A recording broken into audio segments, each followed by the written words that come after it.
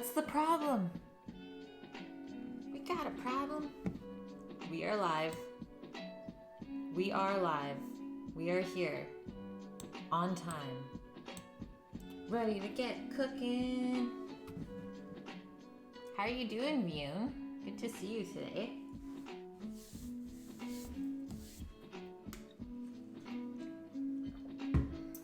Things are good over here. You're still longing for Amsterdam. Yeah, I did that too. After I went there, I was like, I need to go back. One day, man. One day indeed. But yeah, things are good here. Excited to get cooking with you guys today. Weather is a little bit poopy outside. It's a little overcast. Not super sunny. Oh, Sammy didn't tell you? Tell me what? We're going to Amsterdam. Okay, let's do it. I don't think he would even have to tell me that. I would just be like, hey, I'm down. I definitely have a travel bug. And hopefully I have that forever. I think you learn a lot when you go traveling. Whether it's by yourself or with other people. You actually talk to him about it. I'm not doubting that at all. He's a good little schemer. And I think that would be so much fun. So much. I'm really excited to get traveling again. Okay, so first things first on the stream today. Yes, we are cooking from a cookbook. And it's gonna be like an early dinner, late lunch sort of deal. Sam's gonna be home in about 3.5 hours, maybe a little bit earlier. So we'll see how we do.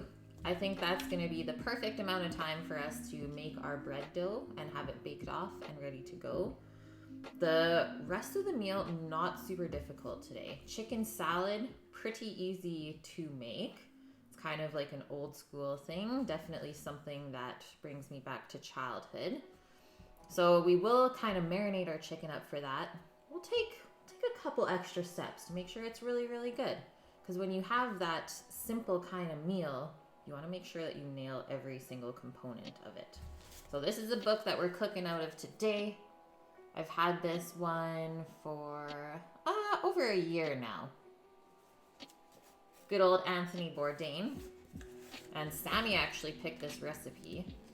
I was kind of surprised. I didn't take him for like a chicken salad guy. So this is how easy this recipe is. I have it docked there. There's not a lot going on. I mean, it doesn't even really fill a whole page of the book.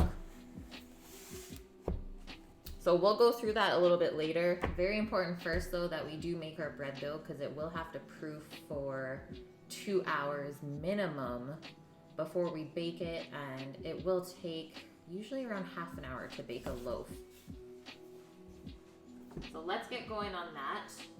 And then we will be heading outside and picking some lettuce from the garden for our salad to go along with our sandwich. Thought that would be fun, so I'll bring the camera out. It looks like it's kind of raining. I don't know what's going on. Might have to put on my jacket, but we're gonna do it anyways. Thought that would be fun. Hey, how terrific. Sounds fancier than your Kraft dinner and boiled egg. A little bit fancier. Just a touch. Okay, let's get our mixer set up. Good old Enkarstrum. I'll have to adjust the camera a little bit for us. And I was going to make a whole wheat bread with this, but then I realized I didn't have any whole wheat flour. And I do have a bunch of white flour to use up, so we're just gonna make simple, fluffy white bread to go with this. Sometimes there's nothing better than that. Just like good squishy bread.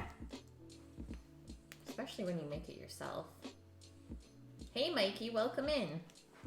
How's it going?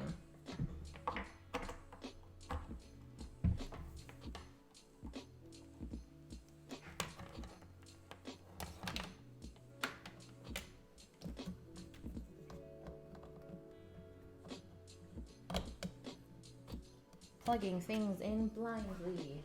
Always always fun. So the bread dough recipe is linked in the recipe command if you guys want to take a look at it.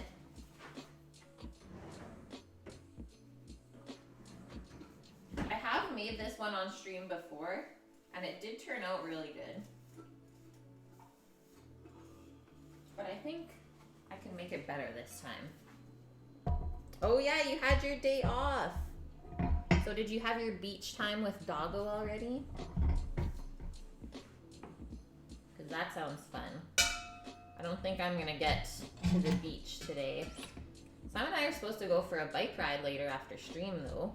So hopefully the weather holds up for us.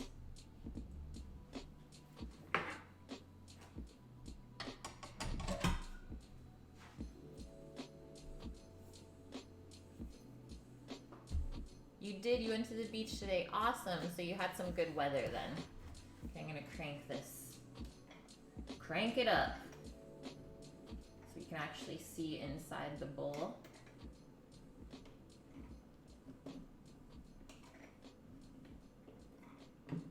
Okay, that's the max.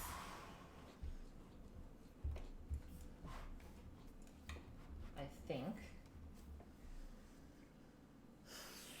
So let's see how this looks. Not that good.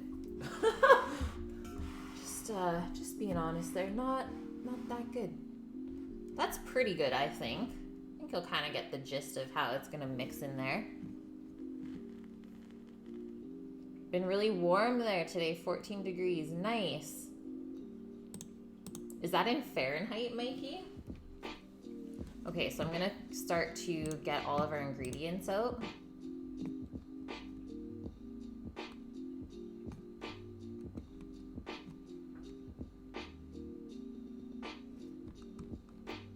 Typical bread ingredients, you always need water, flour, yeast, and salt. So that's where we'll start.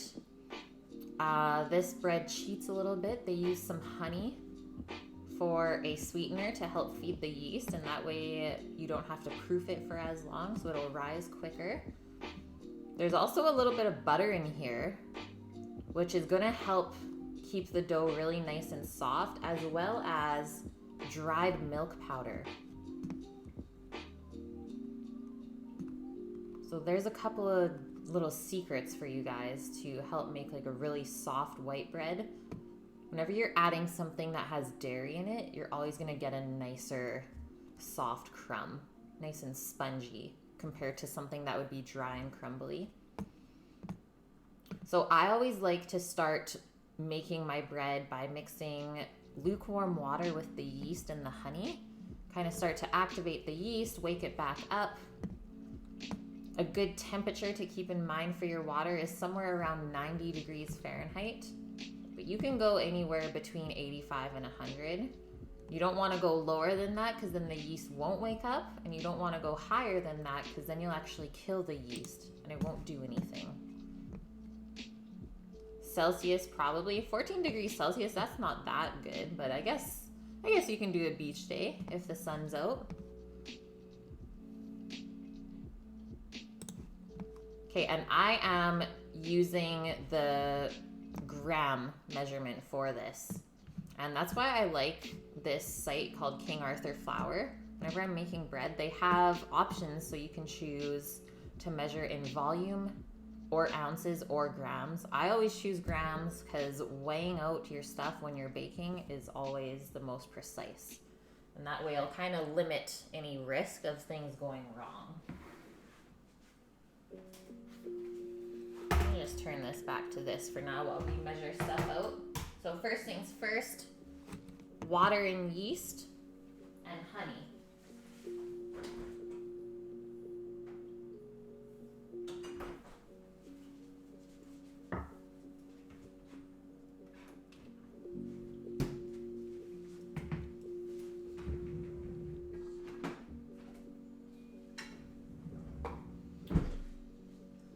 And the other thing about these recipes from King Arthur is they give you like a guided water measurement. So you have to kind of adjust depending on where you live and the humidity in the air, because that really does affect your dough.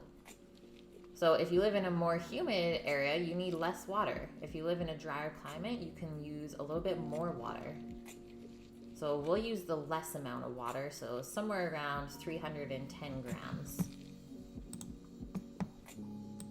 Strike none! Hello! You are here to guide me in making bread.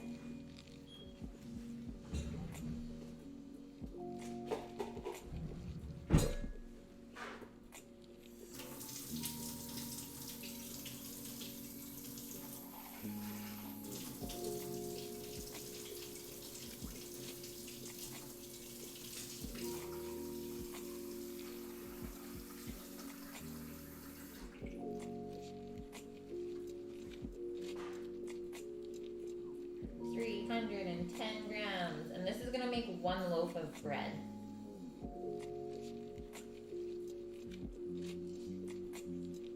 One loaf in the same pan that we used yesterday to make the coffee cake.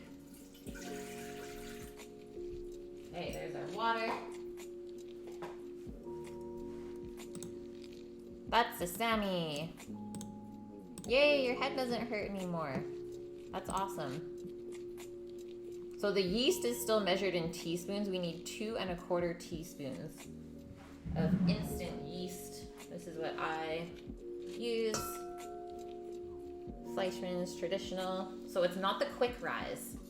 That's gonna give you a different kind of dough. Just the traditional yeast.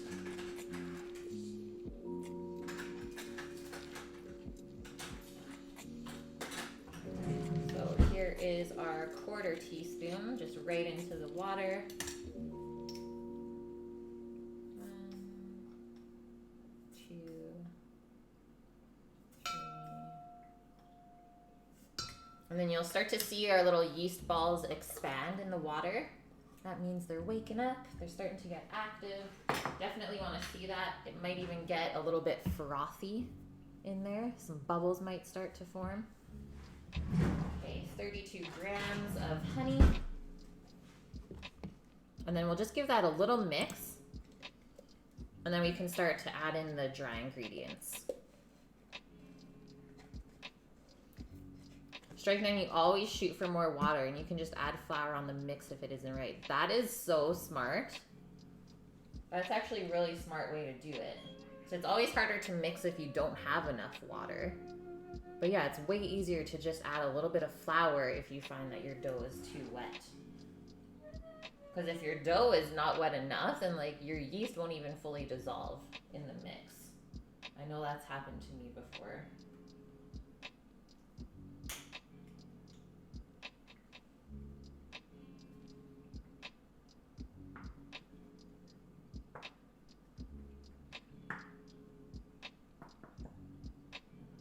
$32 grams, that's quite a bit of honey.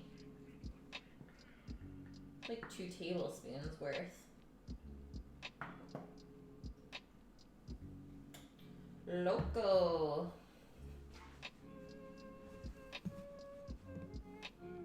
Mumry?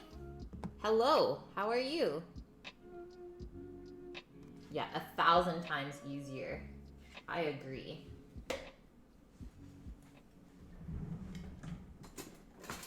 Long time no see.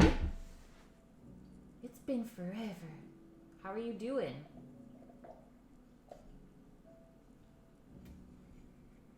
Nice.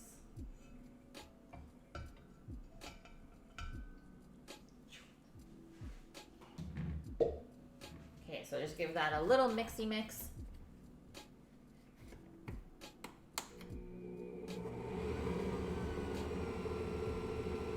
See, the yeast is already dissolving, so that's really good.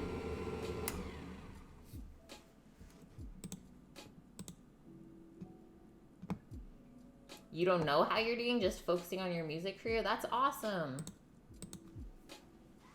Whoop, whoop.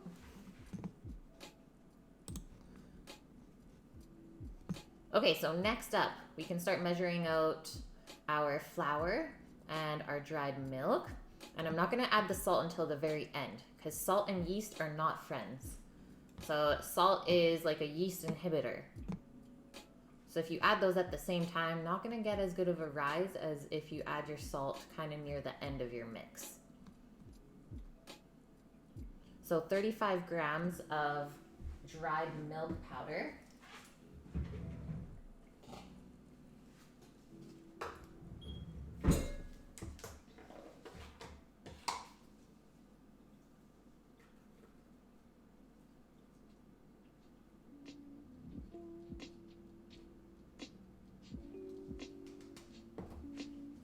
So basically, if you mix this milk powder with the water in the recipe, you would have milk. So there is kind of a way to substitute that if you can't find the dried milk.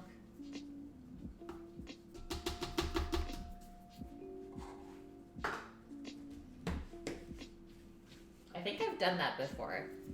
I just added the weight of the milk powder to the weight of the water, and I just did that in milk. It worked.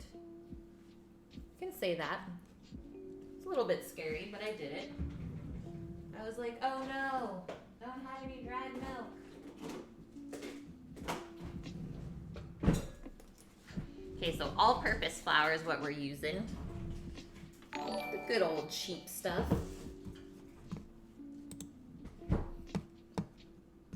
Haifa, thank you for the follow. Welcome in.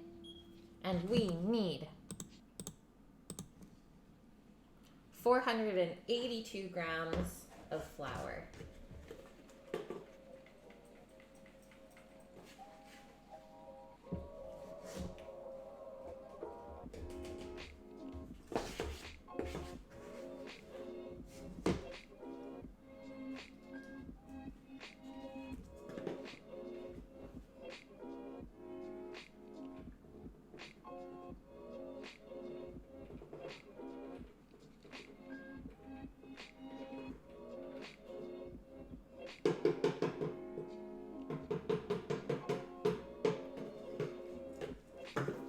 Literally 12 grams short in my flour bucket. This is BS.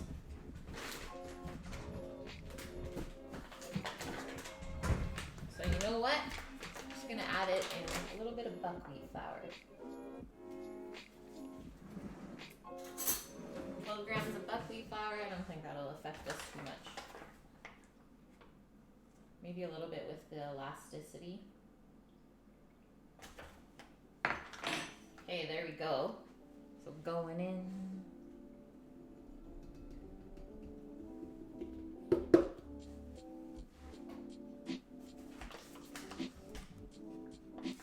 And then as this is starting to mix, we'll just mix it a little bit. And then we'll add in the 28 grams of softened butter.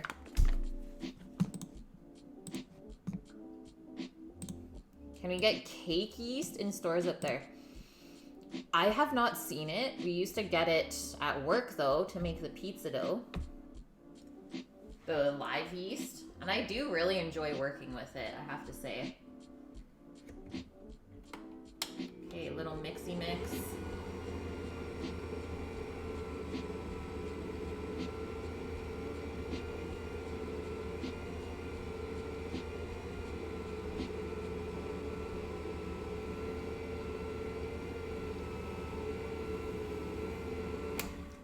Say that's good. Okay, I'm gonna have to pop upstairs for a sec. You can order it, and friends in Europe say they can get it, but you've never seen it here. Yeah, I've never seen fresh yeast in stores either. Which sucks. Like, how is that fair? I don't like it one bit.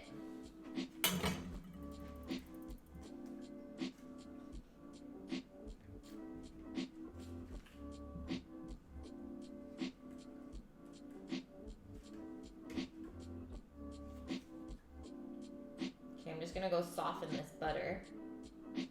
I have no chef Mike right now since Sam and my dad are working in separate places.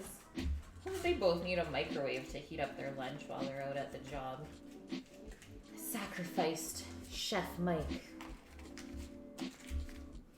But I think it's for a good reason. Okay, I'll be right back, guys. Like maybe 30 seconds.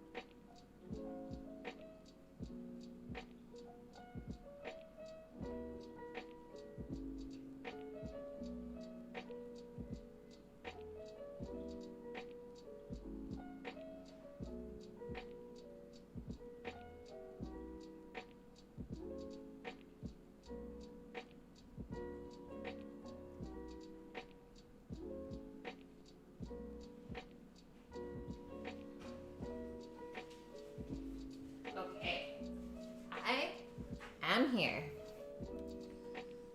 Okay, we got softened butter. It's our last ingredient to go in here. Actually, sorry, second last. We'll still need the salt, but I'll add that in the next kind of 20 seconds or so as this starts to mix.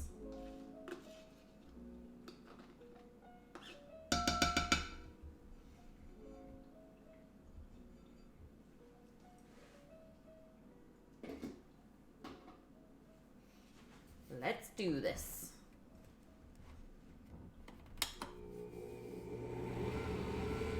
Is the camera gonna focus on the dough or the mixing bowl? Come on.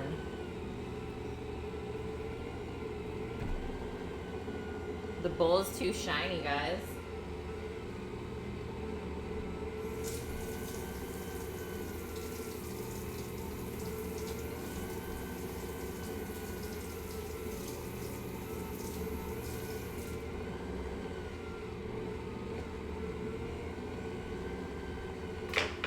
It's actually mixing up really nicely.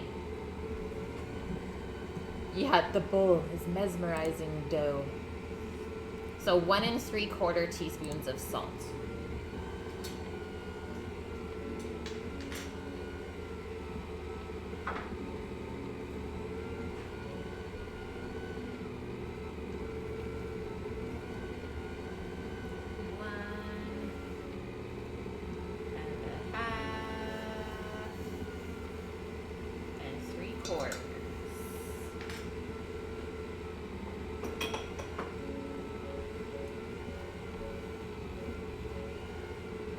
Okay, so I think we're done with the scale for now.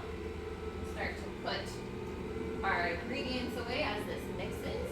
This will have to probably mix for usually around 10-ish minutes until we make a really nice smooth dough. Do I want the perfect pizza dough recipe? Yes. Why would I say no to that? Of course I want that, Hugh.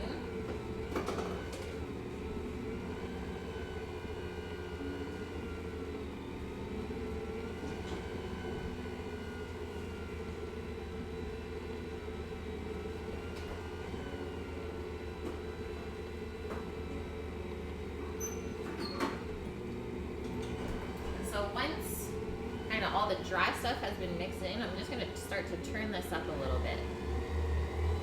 Start to knead it a little bit more. You want to make trades? I see what you did there. You were watching when Polish was here yesterday. Okay, let's trade perfect pizza dough recipe for 1 beef jerky. I'm in. This is going to get fun. I like how you're thinking, Bune. You were knocked out.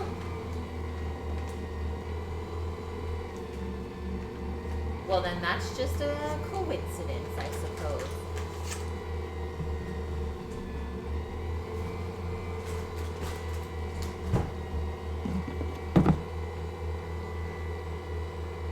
What's the matter with you, no? Stuck?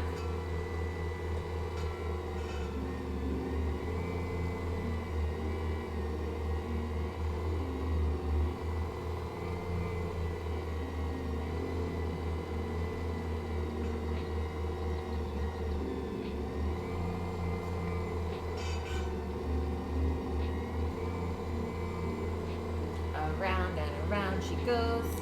You didn't even sleep the night before? You're crazy, man. You're loco.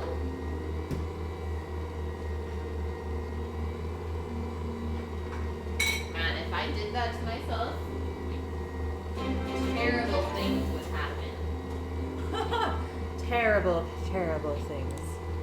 Ronco, you know what? I was actually thinking about the rotisserie today. I was like, should I cook the chicken for the chicken salad in the rotisserie? And I was like, nah, I'm just gonna roast it in the oven. But Ronco will be back again soon. And welcome in, Pete. How's it going? And CBD. Hope you guys are well. I think this is actually almost there. So I'm gonna kind of make my oven into a proofing chamber for this dough. So I'm just gonna pretend to preheat it to 350 Fahrenheit. And we're only gonna let that go for a couple minutes. So the oven's just gonna get warm. And then we'll turn it off. So it just like, just kind of warm. And then we'll be able to proof our dough perfectly in there. Because right now the house is a little bit chilly. I don't think it's gonna rise as quick if I just leave it out at room temp. So if you have a cooler house, do this little trick with your oven. It works so good. And that way we will kind of control that the dough will proof within an hour or so. Sammy says, yes, you should cook the chicken in the roaches. Okay, we'll see. Sammy, why is Telus calling me? Why is the phone company calling me? I don't know if this spatula is messing things up. Let's take it out and see what happens. So we don't really have to scrape the side anymore if it's not sticking. There we go. There we are.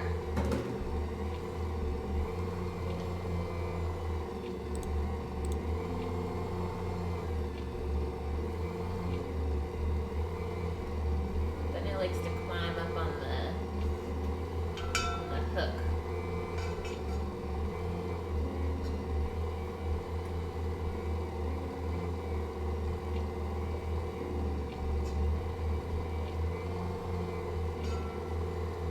And we really do want to make sure that we mix this dough long enough so that we do work that gluten.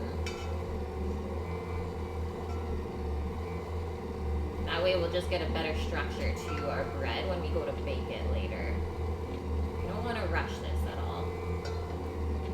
And you should really start to notice that the dough does look different as it mixes. I think we're actually almost there. It's getting more and more smooth.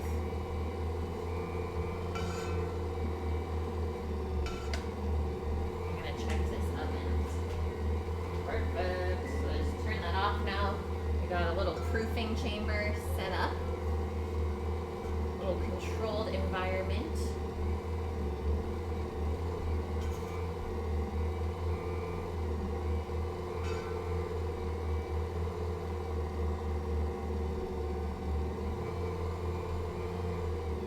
And I think we're good. That looks good.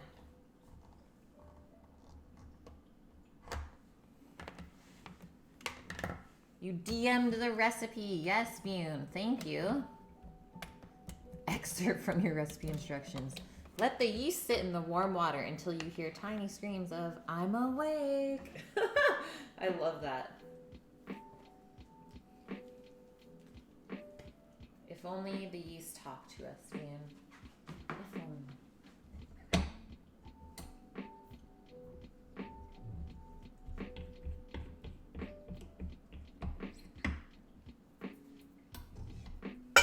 So look at this stretch. That is what we want.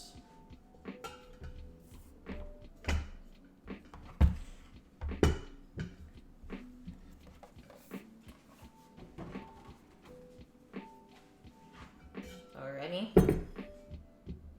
That is how your dough should look. Nice and smooth. Have good elasticity to it.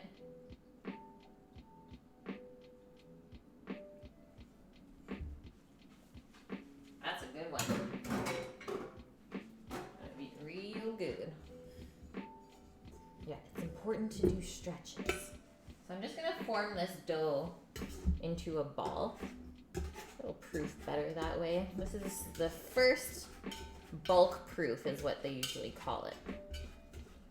Where you just leave the dough in a nice ball, let it do its thing for an hour or two. So all I'm gonna do is kind of fold it under itself. This is really nice dough. It's not even sticking to my hands. It's really nice and soft. It's gonna be a good white bread. And so there we go. We got a nice smooth top, not really any seams on the bottom. Just gonna put that back in there. That's where it's gonna live. Just gonna cover that with plastic wrap. That way it won't dry out too much. Definitely don't want this to dry as it proofs, because then you'll get these like big cracks. You'll have this weird dry exterior. This will not be good. So there we go. Boop, boop. So into our little oven proofing chamber, we'll set a timer for an hour.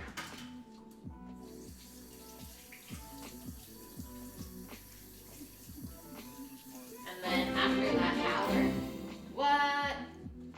Thanks, Betches, for the host. So after that hour of proofing, we will shape the dough to fit into our loaf pan. Yeah. And then it'll have to proof for another hour before we bake it.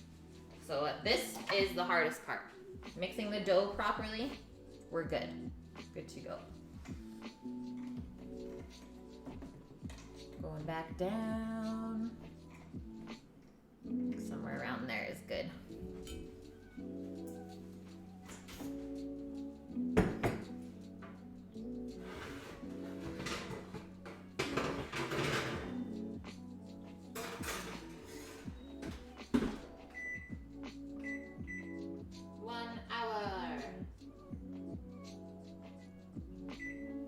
Woohoo! Done and done. What's going on, betches? And Vune, subscribe for 13 months in a row. 13? You thought you were at 14. I don't know. I can't keep track. Thanks so much, man. Over a year already. Love it. Betches, I'm slow today, okay? Yeah, we can't blame anyone. It's Monday. It's Monday today.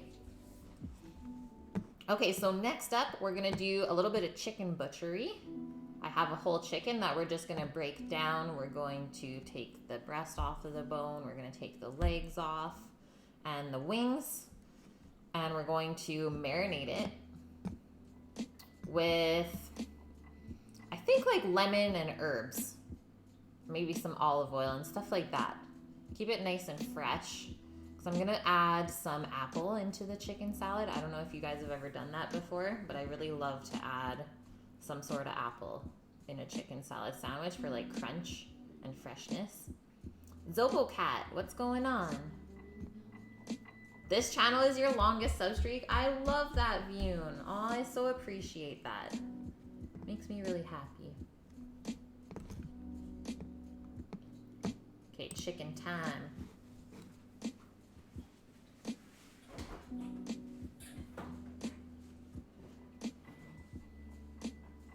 And I'm gonna drink the rest of my smoothie while we finish prepping stuff.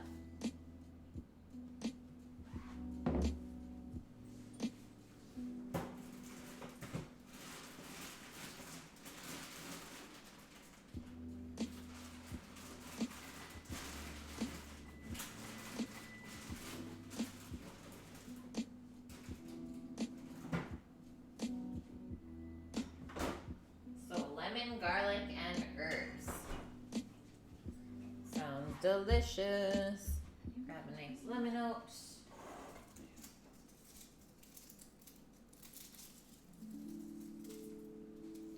Some garlic. And I think I'll just go quickly grab some rosemary and thyme and sage from outside. And then we're pretty much good to go.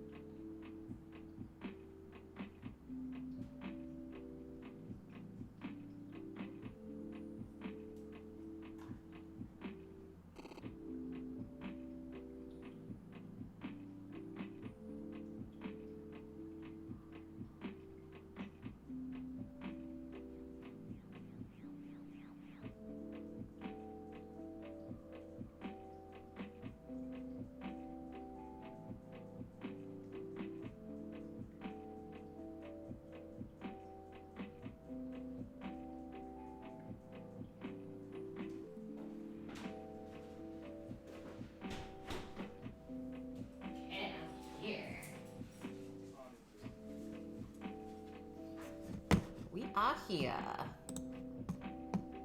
Apple or celery. Yeah, so Sammy doesn't really love celery, although he said he would make an exception for the fresh celery in this. But I don't think I even have any in my crisper. Might be some upstairs that we can steal. Yeah, either celery or apple. So, so good. Nice. Do you have a smoothie for breakfast every morning? I do too. Like 5 days a week. Minimum. I put so much weird stuff in here. I think there's like 10 ingredients. It's like coconut water, yogurt, peanut butter, greens powder, protein powder, like spinach or Swiss chard, banana, cucumber, frozen blueberries, and pineapple. I think that's it. It's like a vegetable and fruit smoothie. Health. Do this for health. Okay, let's mix up our marinade first, and then we will butcher the chicken. Start with our garlic.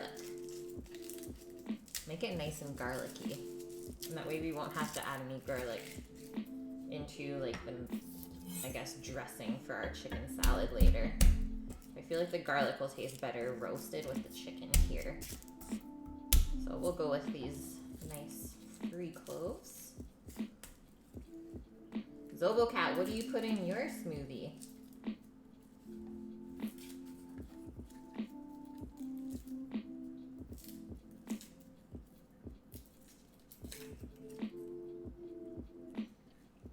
Sometimes I like to switch things up with my smoothie as well and like put some fresh mint in it or some ginger. Kind of change up the flavoring that way, but all those other ingredients are like what I do every single time. Coffee and nicotine count as a smoothie? I don't think so, Yoon. But really, you can think whatever you want. I'm not the boss.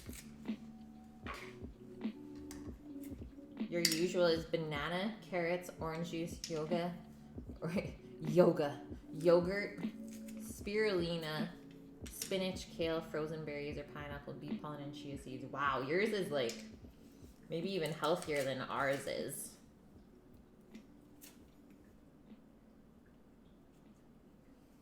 But yeah, food in liquid form for me in the morning is like the greatest thing ever. And then we treat ourselves on Sundays. We have a nice brunch.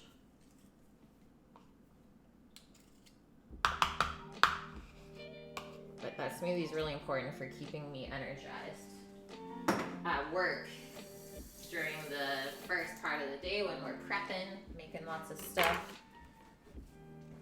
Need all those calories.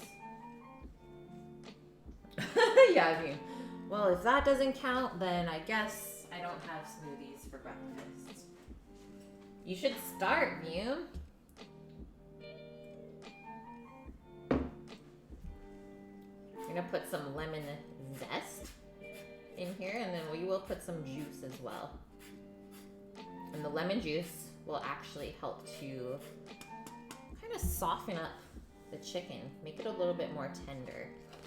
You don't want to put too much lemon juice though, because then it can actually start to cook the chicken meat. It'll change the texture. We don't want to do that. Maybe we'll even put a little bit of white wine in there. You don't eat breakfast, you just eat dinner twice instead. How does that work?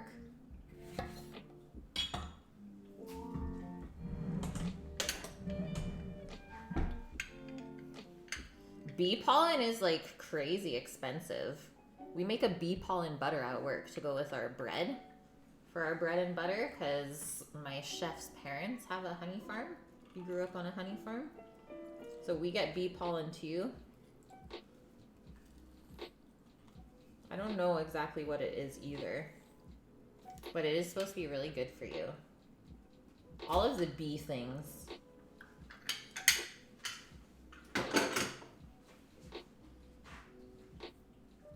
Bees are the best. Okay, let's chop up our herbs. So we have some sage here, My sage plant not looking too good out there.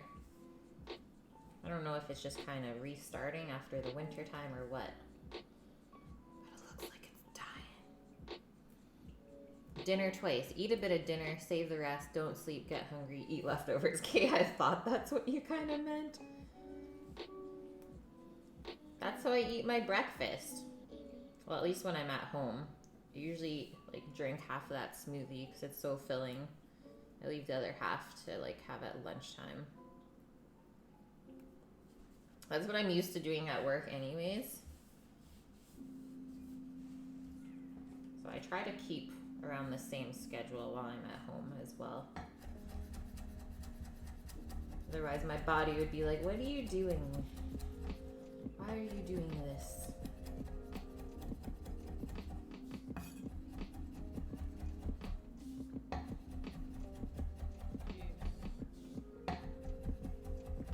Fune, are you cooking dins today?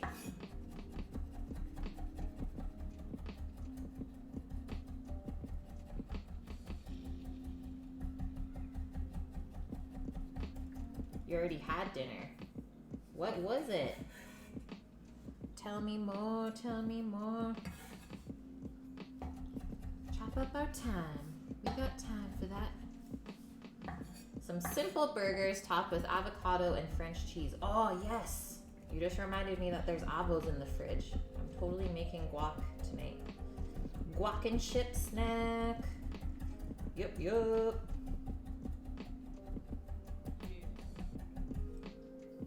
Today feels like Tuesday for me, guys. Like, it feels like I skipped one of my days off. So that's freaking awesome that I still get an extra day with you tomorrow. I don't know why. Maybe just the time that I'm streaming at today. A little bit messed up since Sammy went to work.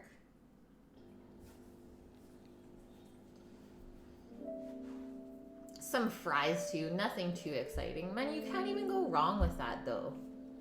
Like, when is a burger not good? Even when it's super simple. There's like barely anything on it. Burgers are always good. Do I sharpen my knives myself or do I have a pro do it? I do have a whetstone here. I can definitely say I'm not that good at doing it.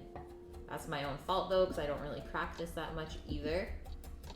And I actually had my coworker sharpen my knife, and then he did Sam's knives as well. He has like Japanese steel plates that he used. So he actually refinished this blade a couple weeks ago now, because there was a couple chips in it. And it really doesn't take them long either, so to me that just makes sense. Okay, so all of our herbs are nice and finely chopped. That way we'll get a good dispersal of the flavorings. You managed to mess up a burger though, not today, but you tried making sliders. They said to press the meat and then add raw onions. You didn't fry the onions studded side, but put the meat in the oven directly to steam. Ooh, that does not sound good, Vune. I mean, I hate adding raw onion to burger meat anyways, so that's a no-go for me automatically. But that's where you just kind of have to learn what's good and what's not, because recipes are only just a guideline. If you find yourself like second guessing what they're guiding you to do, maybe just like go with your gut and do it your way. If I teamed up with Hitch, I could feed him after he travels. Well, we already did that once. My fiance went and picked him up from the ferry when he came back home. Was it last month or the month before? And he cooked him dinner, and then we made him breakfast in the morning before he left. It was really fun. What's my name, bro? Okay, we're gonna add a little bit of olive oil into this marinade. And we're also going to season it as well at this point. So we're gonna add our salt. So it's maybe a little bit of a quick brine, if you will. Start seasoning our chicken up. And then I think we might just cook it in the rotisserie. Put all the pieces in the basket. Should be good to go.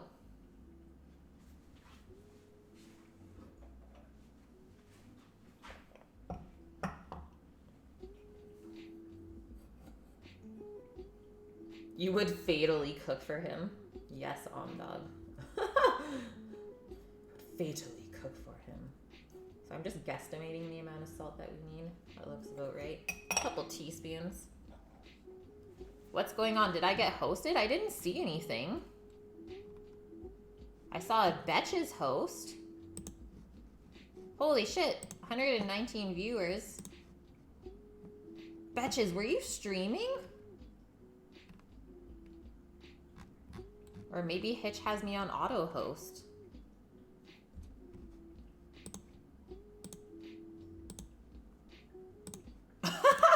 You love Sam's sexy eyes. Everyone does. This is nothing new. This is what I have to deal with, isn't it?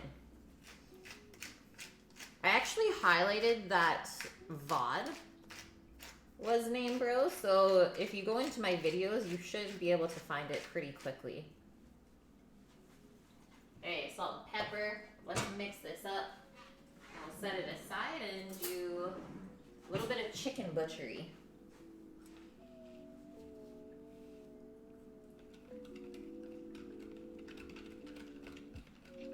Yeah, welcome in, guys.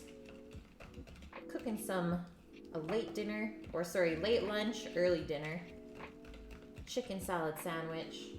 Gonna be delicious.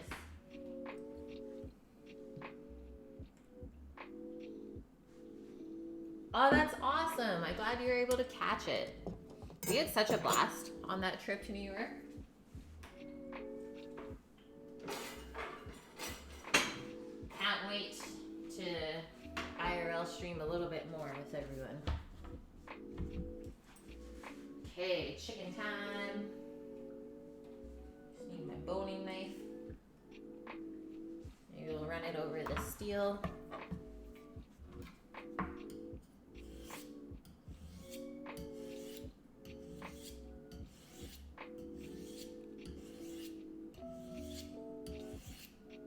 And then I think we'll just put the chicken in a Ziploc bag. Get a little bit of a quicker marinade that way. Try and suck most of the air out.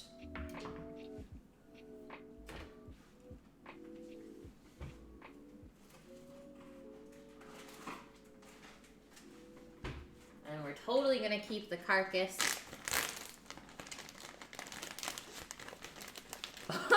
Yeah. Yeah, Sammy likes beer. We like to drink beer every now and then. Yeah, when we almost died eating the cream puffs. There were some interesting things that went on. Okay, chicken. Time to meet your maker. So I did thaw this morning, and I think that's why the skin looks a little bit weird. I don't know. First things first, though. We are going to take the chicken legs off. I'm going to try and do this backwards for you guys so it's a little bit better of a tutorial. So what I always do is start by cutting in between the leg and the breast right here. Just make a slit kind of all the way through. And you'll see your breast there, so you don't want to nick into that at all.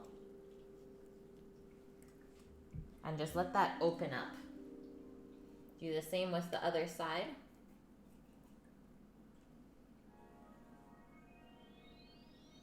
What we're gonna do, we're gonna pop the legs out of the socket. It'll make it easier for us to clean. So just flip it over. Should hear a little pop on both sides. And now the legs lay like really nice and flat. And so right here on either side is your hip bone. So you wanna kind of come under there with your knife. That's how you're going to get the leg off. Clean that up a bit as well. And then we can see where we popped out that knuckle. We want to cut around that. So one nice cut kind of straight down here.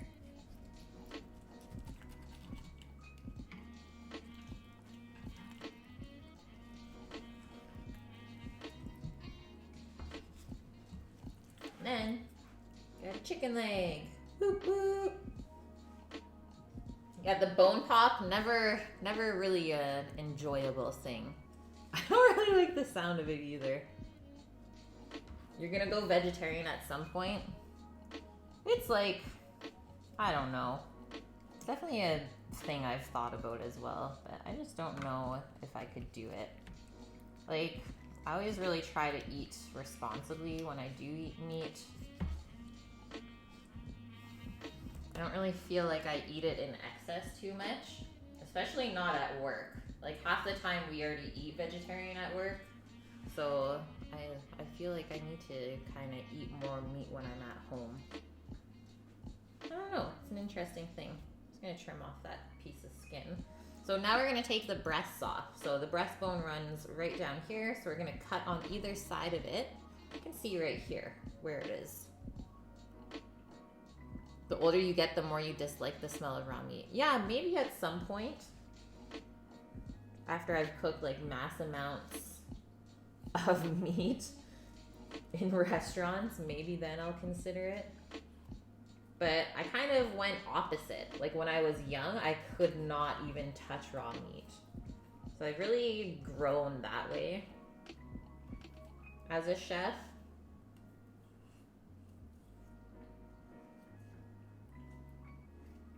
But the choice to not eat meat, that's totally your own choice that you have to make for yourself. Can't let anyone else make that for you. Okay, so coming down here, this is the wishbone that I'm just kind of cutting the breast away from. And then we're gonna cut it off of the wing as well. So you can see the wing here, so kind of one just nice cut going down this way. You don't want to hit the knuckle in the chicken wing too much. But it does kind of easily pull away. Okay, so there's that. Chicken breast with the skin on. And we'll roast the chicken meat with the skin on as well. That way it'll stay really nice and moist. And while this is opened up, I don't know if you guys can see the knuckle here, but we're just going to cut in between there and take the wing off. And we'll roast that up as well. There's a little bit of meat there. Might as well not waste it.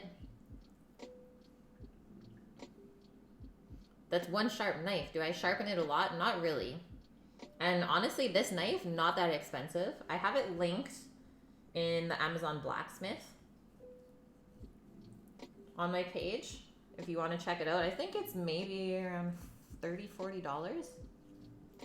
I forget, but it wasn't that expensive. And I just keep it kind of honed is what they call it on that steel that I used before I started cutting. So if you keep the edge on your knife, you shouldn't really have to sharpen it too much. But if you don't keep the edge on, then you'll have to sharpen it way more often. And if you don't do it yourself, that definitely gets expensive. But it's definitely really important for me to have sharp knives because I use these knives at work as well. And when your knives aren't sharp, you actually slow down because you're kind of struggling more to cut. Okay, there's our other wing and just our little chicken carcass, which I'm gonna pack up, and we can put that into the freezer to make a broth or a sauce from at some point. Definitely not gonna throw that out though. Zobo, you were vegetarian, then vegan for quite a while. Now you cook and eat meat, and it still kind of gives you the heebie-jeebies when you touch raw stuff. Yeah, I don't know. I don't think it affects me as much as it does for you guys because it is like my job. But there are definitely times where it's like, this is like so much meat. I kind of felt that more in Vancouver when we were in a big city because we were cooking for like a lot of people all the time. And it's like, this is a lot of food that gets eaten or thrown out because people waste it. So working at the restaurant that I do now, it's a little bit easier because we don't feed as many people. We don't go through as much food. So I don't think I really get to that point where it's like, this is too much. I'm just gonna kind of break this in half.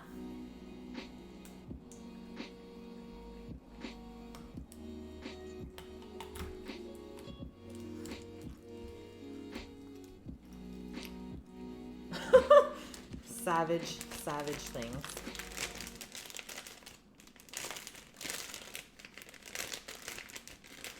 Pack it up.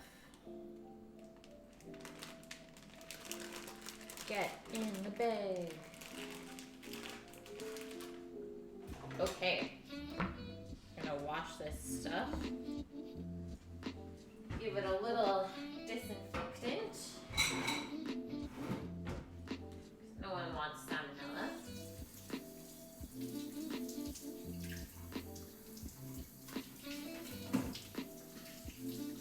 And we have 35 minutes left on our bread dough timer.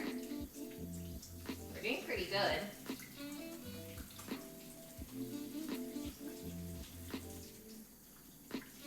I've been held up in the city for a while due to the rain.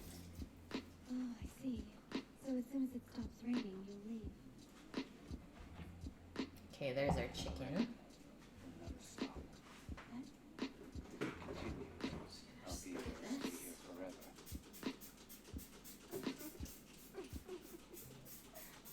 That wasn't meant to be a joke.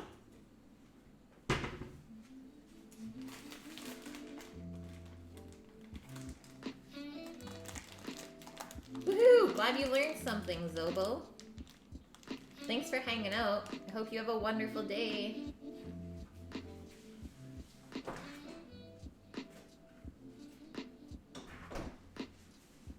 Okay, chicken's going into the bag. I'm gonna use some tongs so I don't have to wash my hands again.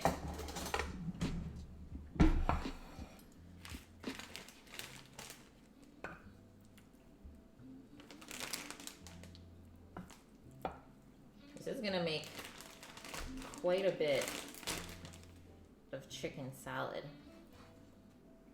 And you know what? I'm okay with that. Because I can eat that for lunch tomorrow. Sammy can eat it for lunch too. I think it's gonna be a good thing to kind of meal prep for ourselves.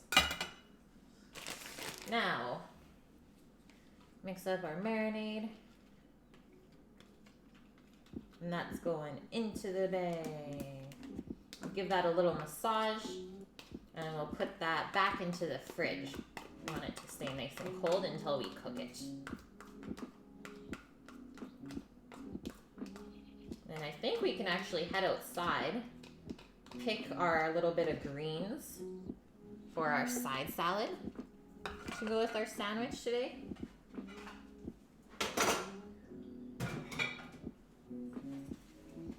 Bring the camera back out.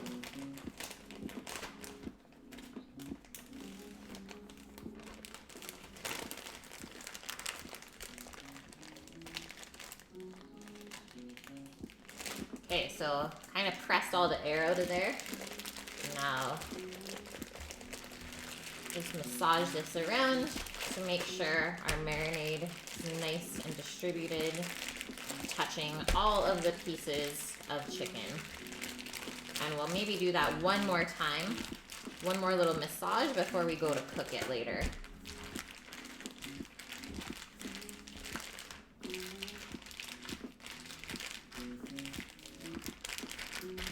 That looks really good though, like the garlicky pieces.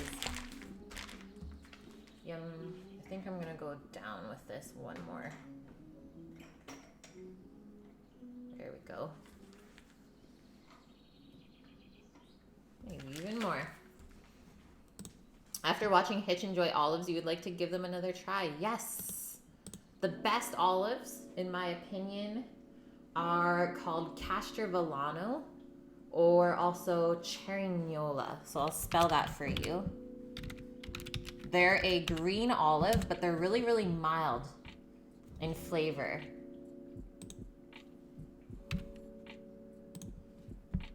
And kind of buttery. Cerignola. I think they're both Italian varieties. And you can find them in most grocery stores now. They're getting pretty popular. But those I think are a really good place to start, for sure. Castrovilano.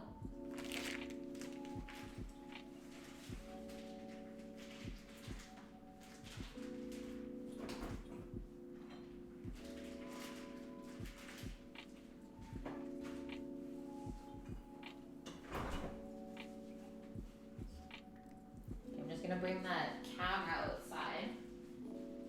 I didn't want to put it out too early in case it started raining.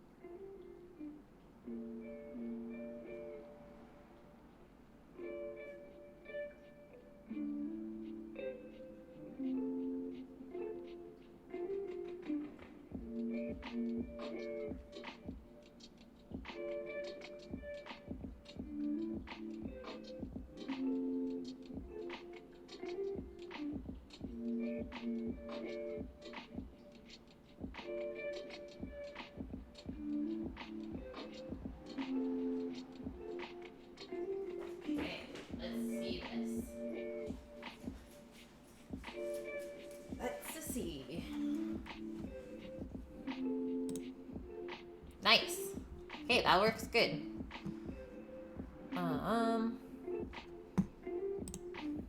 Take that off.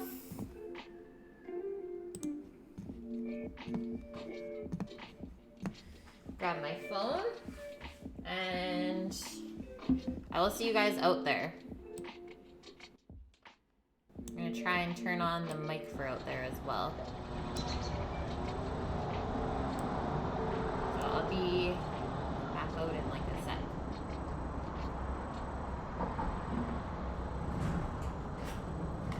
Grab my scissors. And a bowl.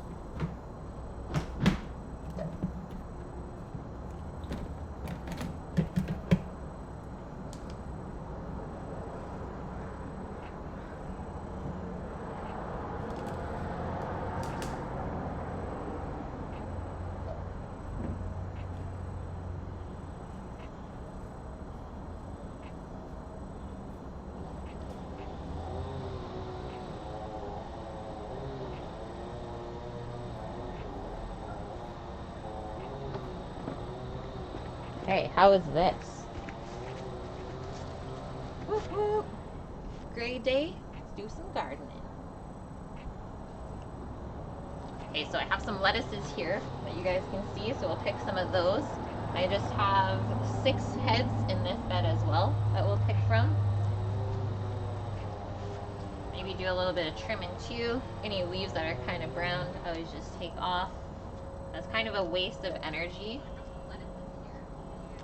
for the plant to try and grow that.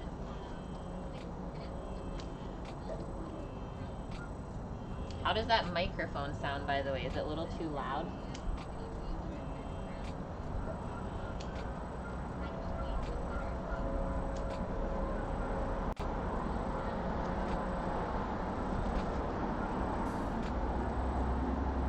Hey, Parsa! Perfect, yeah. They're actually Birkenstocks. These are my kitchen clogs. And Mikey, it's not super cold here today. I don't know, let's see the temp. Probably around the same that you have. Maybe 14 degrees Celsius. Oh, it says 10 degrees Celsius. It feels pretty nice though. Yeah, Sammy the weatherman. Good to go.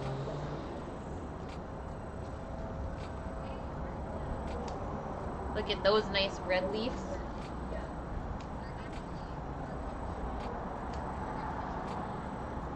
And I always harvest from the bottom of the plant up. Some of the pieces not so good.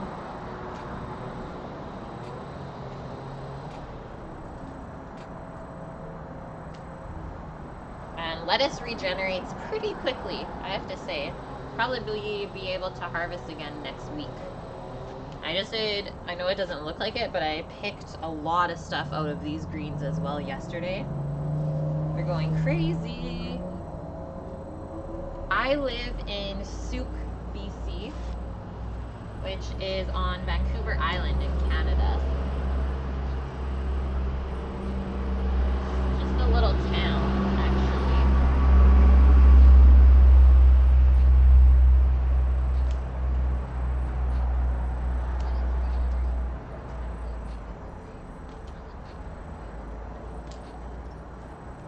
Actually getting quite a bit of greens here. Maybe we'll put some of the red leaf stuff in our sandwich.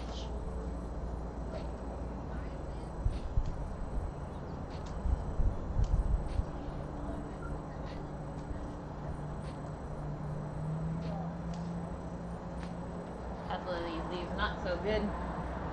Best part, just throw it over the fence. It's just our compost area down there. Oh, you're in Nanaimo. Awesome. I mean, if you ever want to meet up, that's a thing that we're kind of into. So let us know. Always like to meet new people that enjoy the stream with us.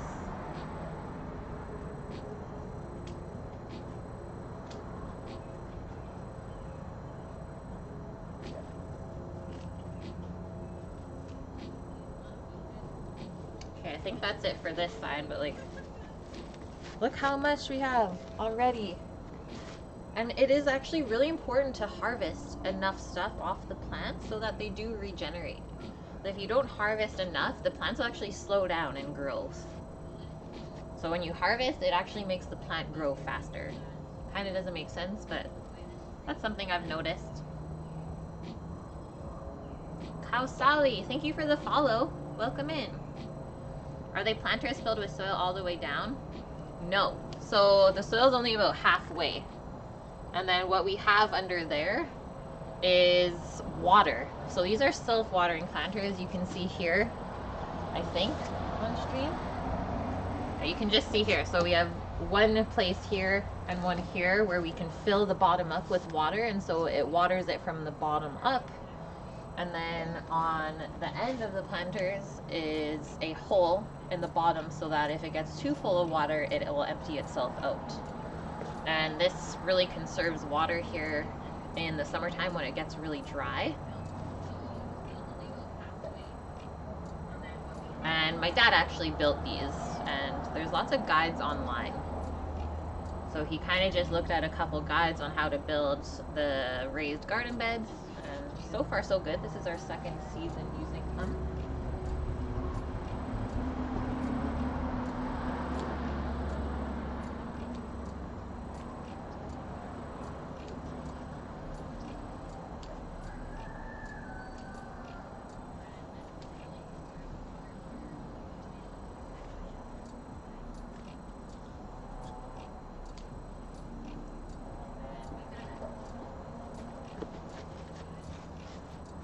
That is some green. Yeah, it is, Nike. Yes, it is. Okay, we'll go over to this side now. My hair is out of control.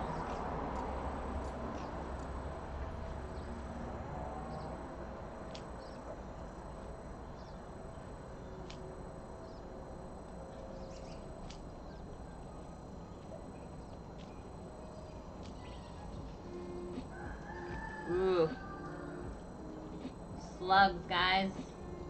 So bad. Definitely do not want that in your lettuce.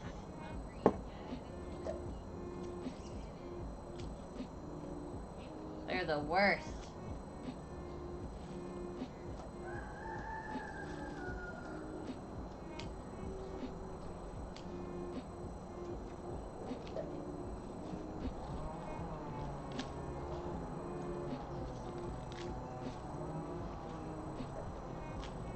We're getting a really good haul, I have to say.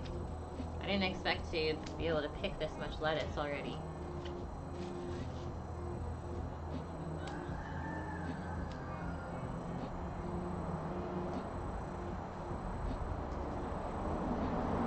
And all of the stuff that you see in the garden, this has been growing since last year. So definitely has taken some time for all this stuff to get this big.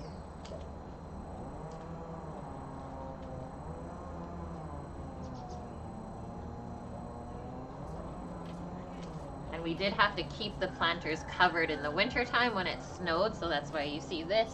We just covered that with plastic. That way nothing died. Just have couple more things to pick over here.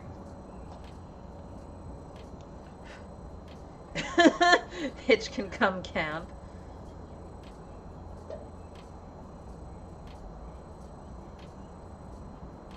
Yeah, nachos. I miss Anthony Bourdain too. He's a great chef and influencer in the food community. Well, even food and travel, actually. But let's just say that I hope he's in a better place now. Okay, guys. Ta-da! So that's it. Easy little harvest. Don't want to pick all of it. I'm gonna go back in, and I'll bring the camera in and switch it back over.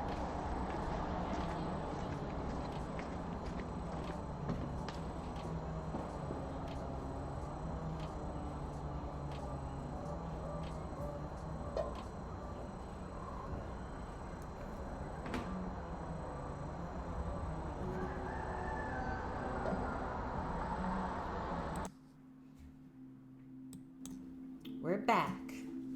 Okay, I'm just gonna bring that camera in. Don't want it to get wet.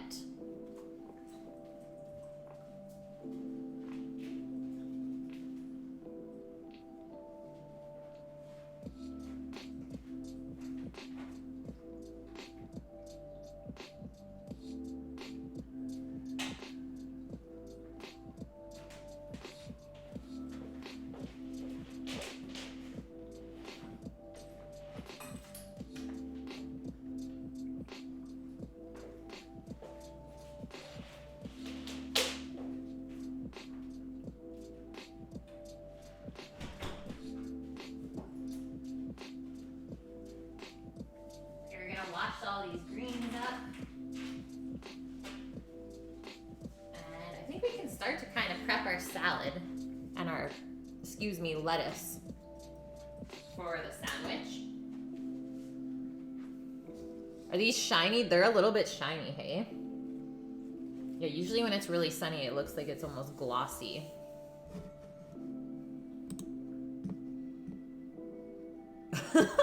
Yeah, Hitch could totally come plant or camp in the garden. Easy peasy. You're about to leave, but you wanted to stop in and say howdy. Awesome. Well, thanks for stopping in. We've missed having you around. And hopefully everything goes well with school. And we'll be here whenever you're ready to come back. Hope you have a wonderful wonderful day, Nachos. And yeah, you have a wonderful face too. Can't talk today. Oh no.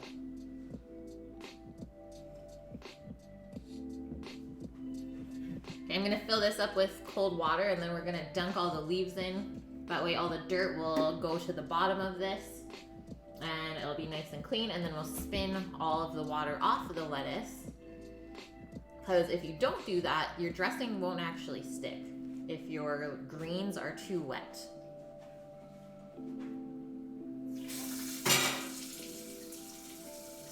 And we have 15 minutes on our bread dough timer. It's almost time to shape it. Then we gotta wait probably another hour. The struggle, guys. The struggle.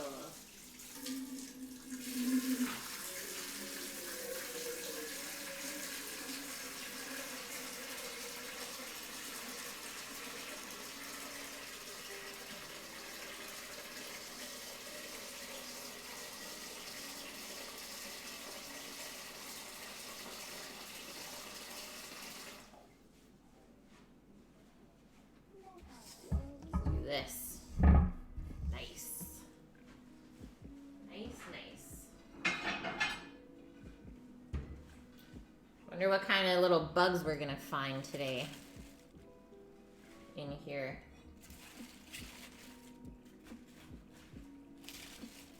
What kind of creatures did we bring in from the garden?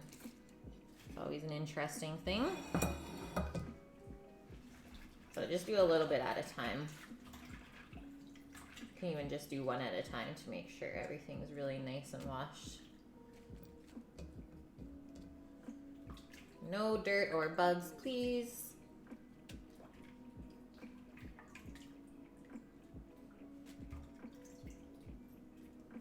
It's actually really good to harvest your garden when it's kind of overcast as well, when it's not too sunny. Things don't like to get picked in the sun.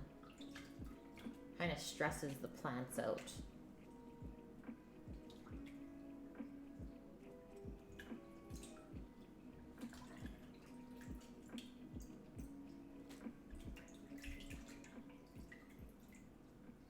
And so where these lettuces came from, most of them, is we get lettuce here in the store that has the roots attached still.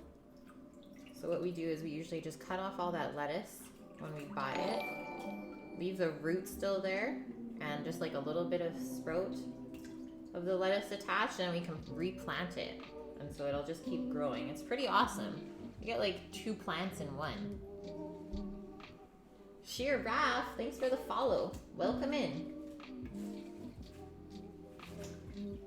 But I think some of these lettuces are also from seed.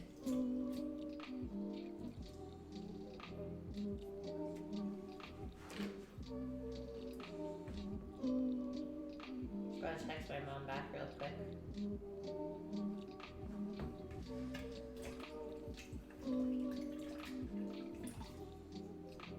Anyone else in here like to do gardening? Definitely say this is something that I grew up around. Both sides of my family, pretty big, avid gardeners.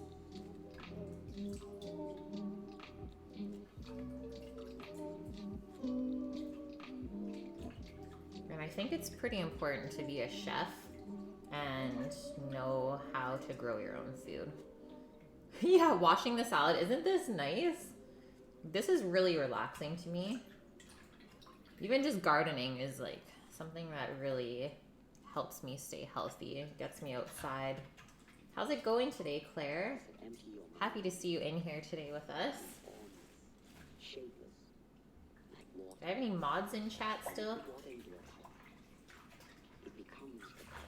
Give a little shout out to Claire, fellow cooking streamer.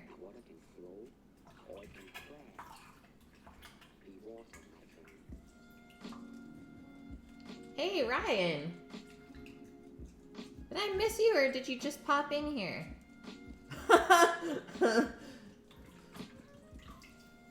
Thanks so much, man, for that shout out. Yeah, salad washing, ASMR. 2 girls, 1 game. Welcome in, guys. How's your day going? Guess we could also get a shout out for 2 girls, 1 game. Ryan Howe, also another cooking streamer. Guess the pressure's on over here for me. So far, so good. Having some fun cooking with you guys today. And Autism Mama. Welcome in, everyone. Got a little party going on in here. Claire, you tried. Yeah, we just finished picking this lettuce from the garden outside together. Pretty excited to eat it. This was like kind of one of the first harvests of the season since last season, I guess, in the fall. Nothing grows too much during the winter, especially nothing like lettuce. So it kind of just stops growing, and then now it's finally shooting back up. Some really nice red leaf stuff in here as well. What kind of bread do I make? So today we're going really, really basic, just like a white sandwich, fluffy bread to go with the chicken salad sandwich. Kind of like a throwback. Make you feel like a kid again. But I also like to make sourdough breads, whole wheat breads as well. Brioche, always a good one.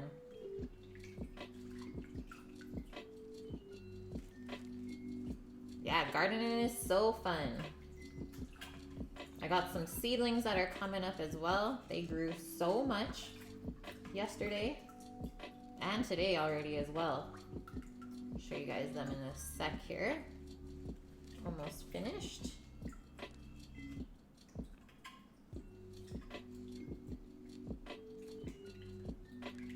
Actually, quite a bit of stuff on this lettuce. Glad we gave it a full dunk.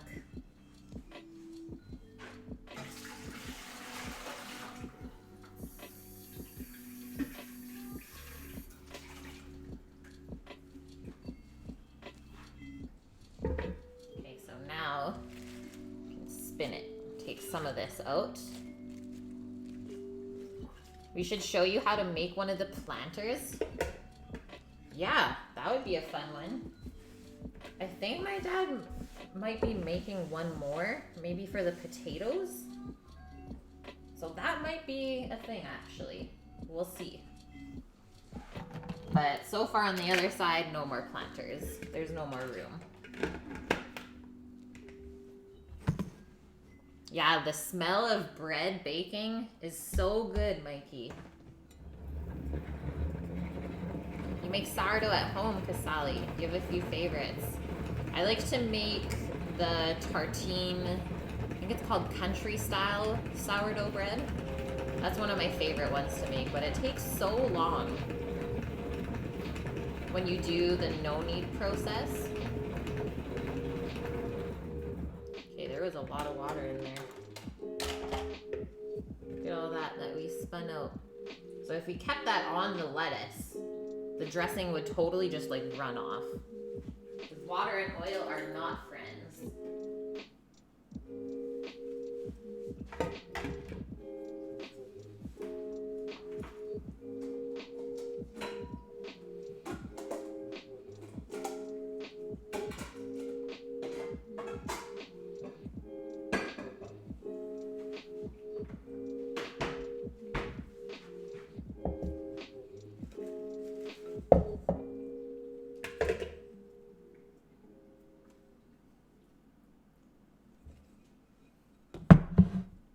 It's you, Prinny. Welcome in. How's it going, Starbucks?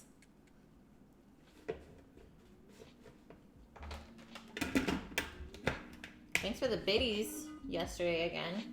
That was so generous of you.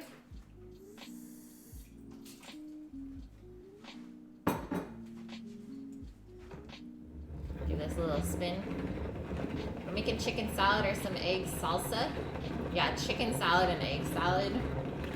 Had that quite a bit when I was younger.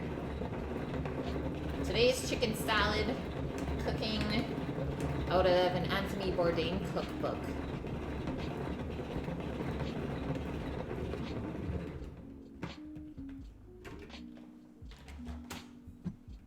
This is a pallid lettuce. I don't think we're even going to use all this, but at least now it's picked and washed.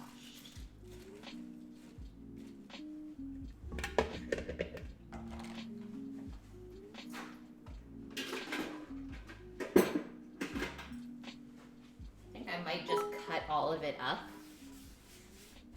Show love one, show love one, show oh my love gosh, one, I'm show not love the one, chef. show love one, show love one, show love one, show love one, show love one. Thanks for the 50 biddies. One, show love one, show love one, show love one, show love one, show love one, show love one, show love one. Show love one, show love one, show love one. Why? Why? I made mincemeat and rice today for dinner. Yes. Yes, Mikey. Sounds so bad. Okay, I'm going to save some of this really nice red leaf to put into our chicken salad sandwich. So I think that would be a good contrast of color.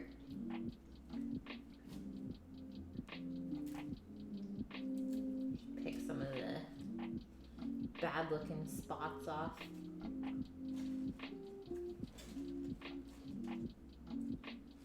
Probably like that is good enough for 2 sandwiches.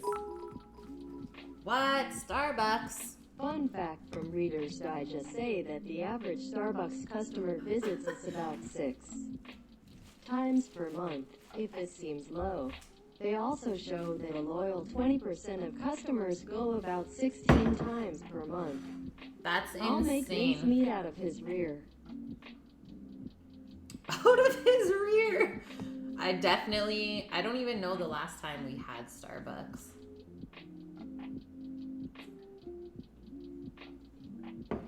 I am not a loyal customer. Sad to say. But I do like their coffee. There's nothing wrong with it. Okay, let's organize this lettuce. So what I'm going to do is, this is almost too long to eat nicely on a fork. I feel like kind of a rabbit when you eat it. So I'm going to stack these leaves, and we're going to slice it lengthwise and then cut nice pieces from the lettuce, just to make it easier to eat.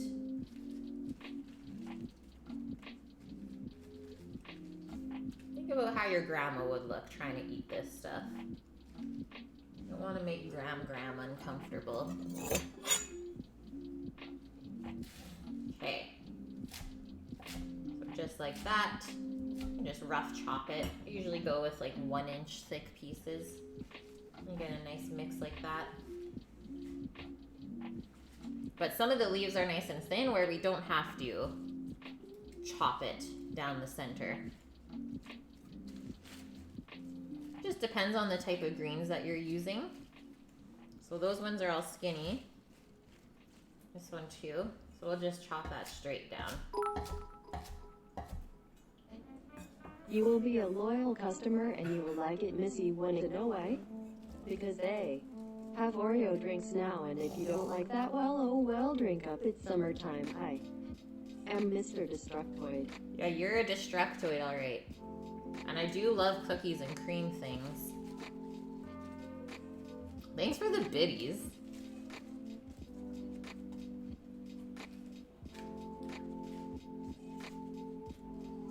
Yeah, I'm with you, Hoderific. You definitely don't make friends with salad. But you do live longer if you eat salad. So there's a plus side of that. It has been known to improve the health of humans.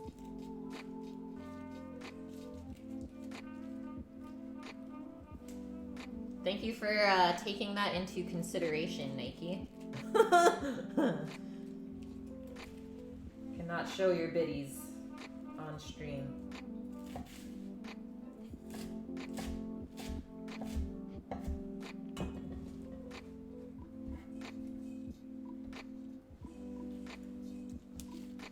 This was a good harvest, guys.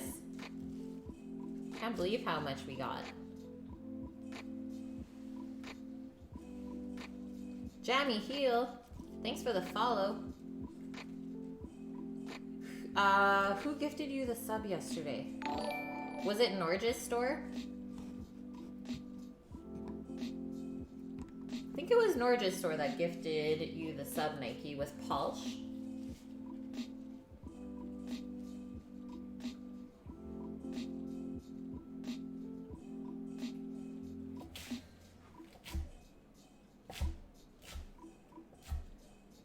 Our Norwegian fisherman. Very generous.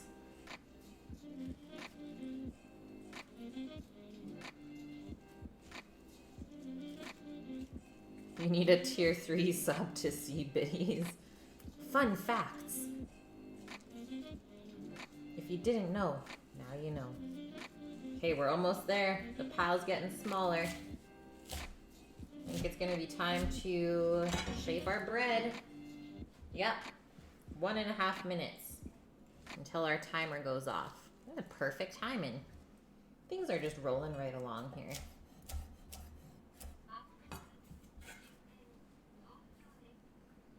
One bowl of salad greens, chopped and ready to go. Just gonna put that in the fridge. I'll put these pieces on top for our sandwich. Keep it nice and fresh. That way it won't wilt. Hey Steve, been a while, man. How are you doing? How's the weather today? Over there.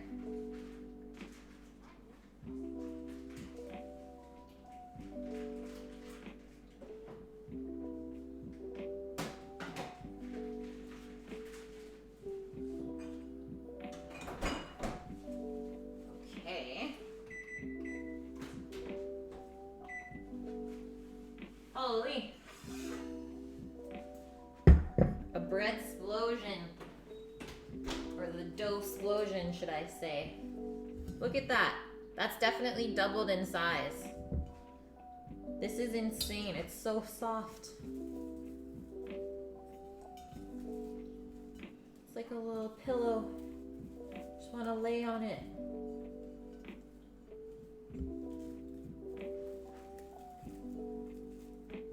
The plastic wrap really helped it to not dry out. Yeah, isn't that nuts? Our little ball just blew up. Okay, I think I'm gonna use this big cutting board here so I don't mess up my wooden one. Just do this, little cover up, if you will. We are going to take this dough out. Try not to use too much flour when we go to shape it. We're gonna bake it in this nice little loaf pan. But first what we have to do is kind of press some of this air out of the dough and then roll it into a log, and then we'll put it into that pan, and then we need to wait another hour or so, maybe a little bit less, maybe a little bit more, before we bake it. The weather is nice, finally. You guys had a crazy winter. It is ready, yeah, this is looking good. Cause like, look at this, Mikey. Like the feeling of it is so soft. Little fingerprints in it.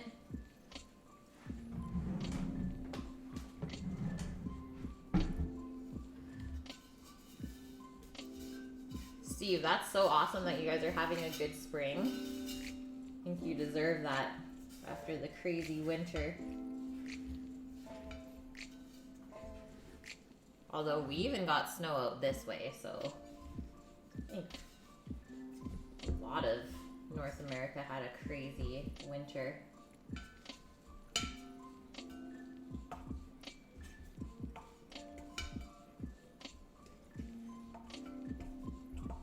This smells so good already.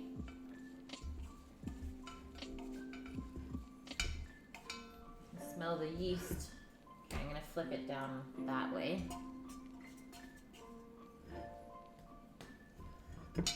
Nice clean bowl. What have I been up to? Kind of same old, man. Working and streaming. Things are good. Okay, so we want to be able to fit our log into the pan. So we kind of do this little measurement. So we don't want to go longer than this, right?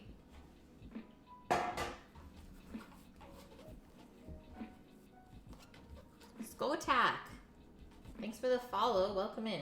I'm just going to kind of press this down a touch. Press some of the air bubbles out.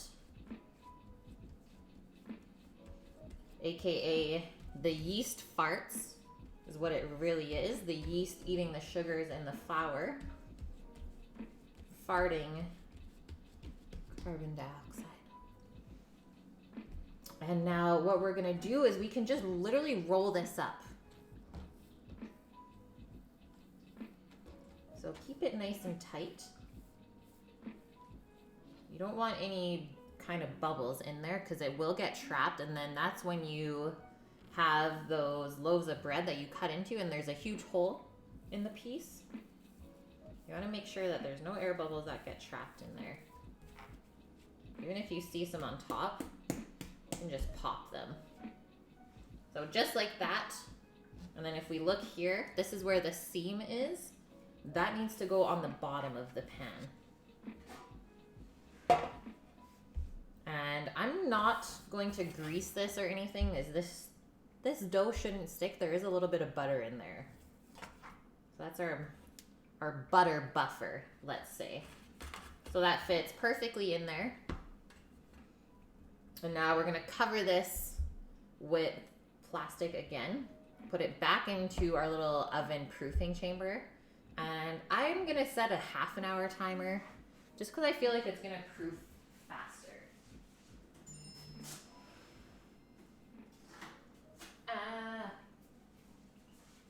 So many text messages. Turn off that ringer.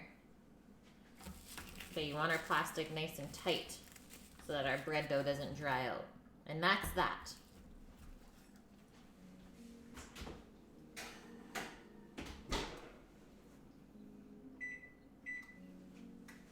Gonna fill up our mixing bowl with some water so it doesn't get all stuck on.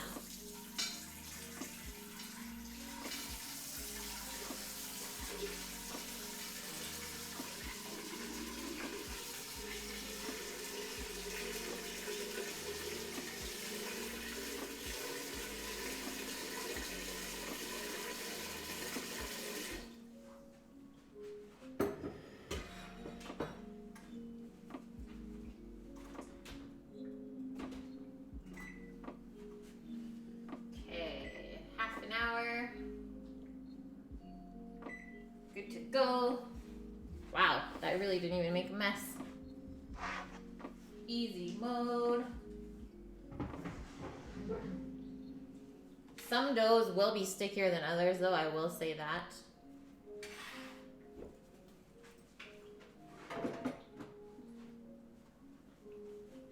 Okay, next up. I am going to put some tomato and some cucumber in our salad.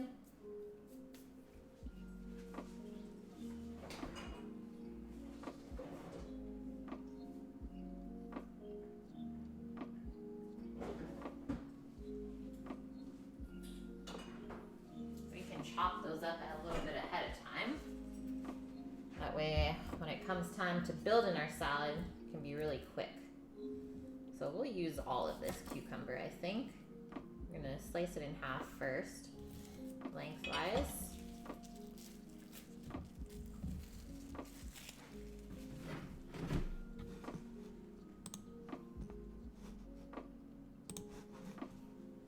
And then we're gonna put it onto the flat side so it's easier to cut.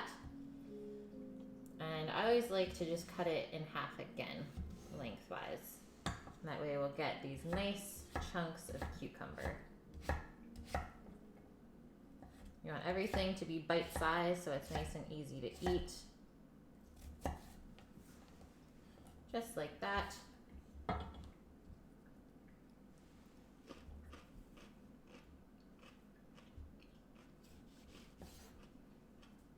Cut our tomato in half. We'll cut out the little piece of stem at the top. It's pretty hard. It doesn't really break down too much.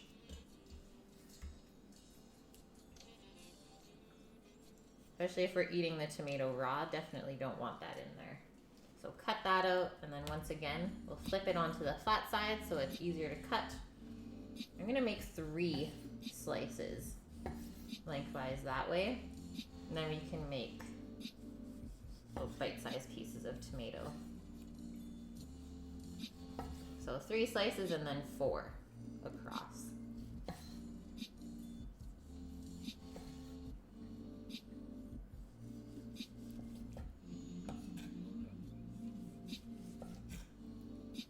This one we might do 5. Flip that on that side. Do that. Yum. What? A la carte. Thanks for the 10 biddies. How have you been?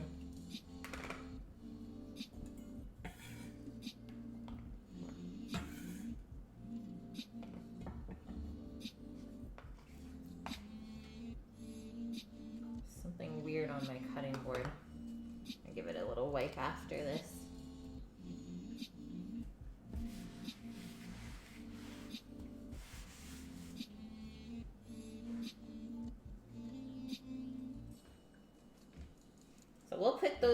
veggies back in the fridge as well, so they stay nice and cold and fresh. Oh, you gotta be up early for work. That's fair, man. Can't blame you for that one. I will be on tomorrow, and you'll be here too as well, Mikey. I hope so. Have a wonderful sleep, and I'll see you tomorrow.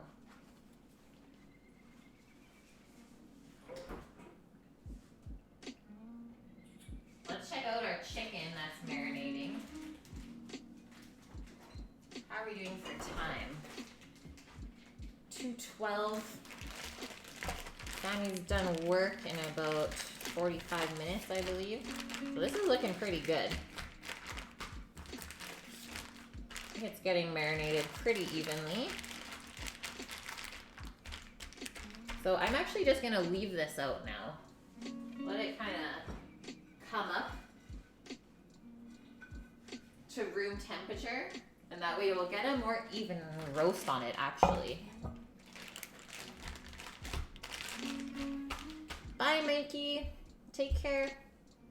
That's good to hear, Alucard. Okay, I'm just gonna take a quick little bathroom break, about 30 seconds, and then we'll come back and prep up the rotisserie for the chicken.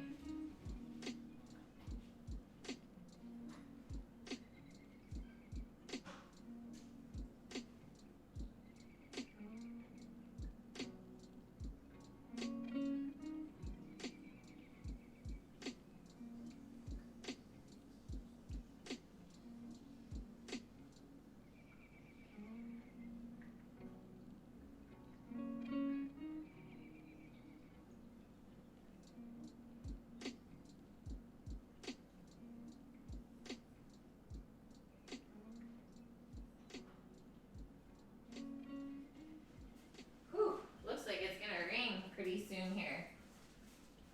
Okay, I just gotta move our blender out of the way.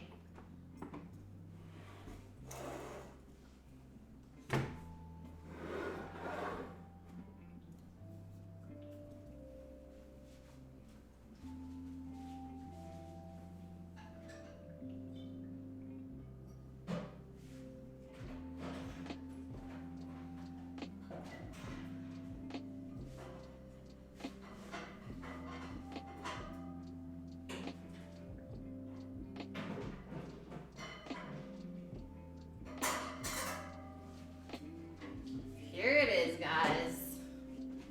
The rotis. Strike Nun, are you in here? This is what you wanted. They said, where's the Ronco? When are we gonna see the Ronco again? Today is that day. We can actually load up our basket, because we will have to cook this chicken and then let it cool off a little bit, and then we'll have to pull the chicken off of the bones, and then we can make our chicken salad mixture.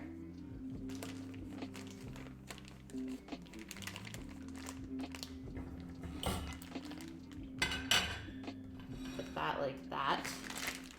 Try not to make too much of a mess here.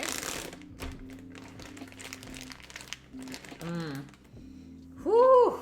Garlic, lemon, rosemary, thyme, and sage.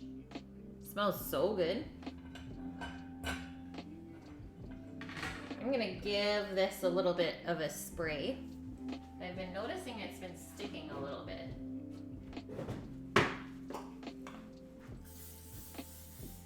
Something like that probably will do it. Who's ready for some Ronco fun? Set it and forget it.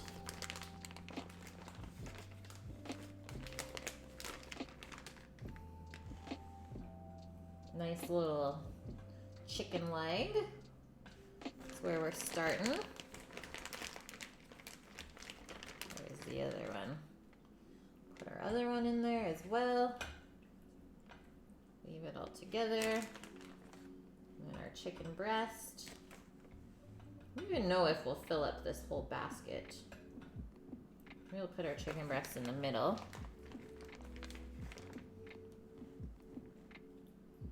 And see, I don't know if you guys can see how the meat is a little bit lighter in color. So the lemon juice, like I said, is kind of cooking the chicken meat already, just being in the marinade for about an hour. So you definitely don't want to leave it in there too long. Like max, I would say 24 hours before the meat will actually start to get mushy when you cook it. So just be aware of that. Okay, there we go.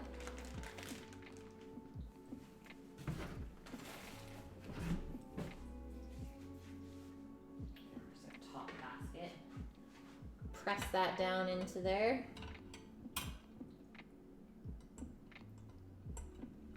Like so. Nice and tight, I think.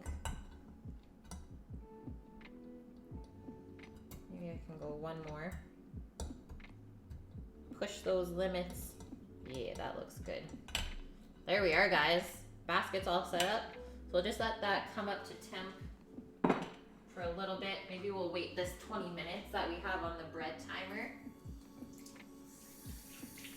So let's try and get some ingredients together for our chicken salad filling. We can always just make up that mixture and then stir our chicken into it at the end.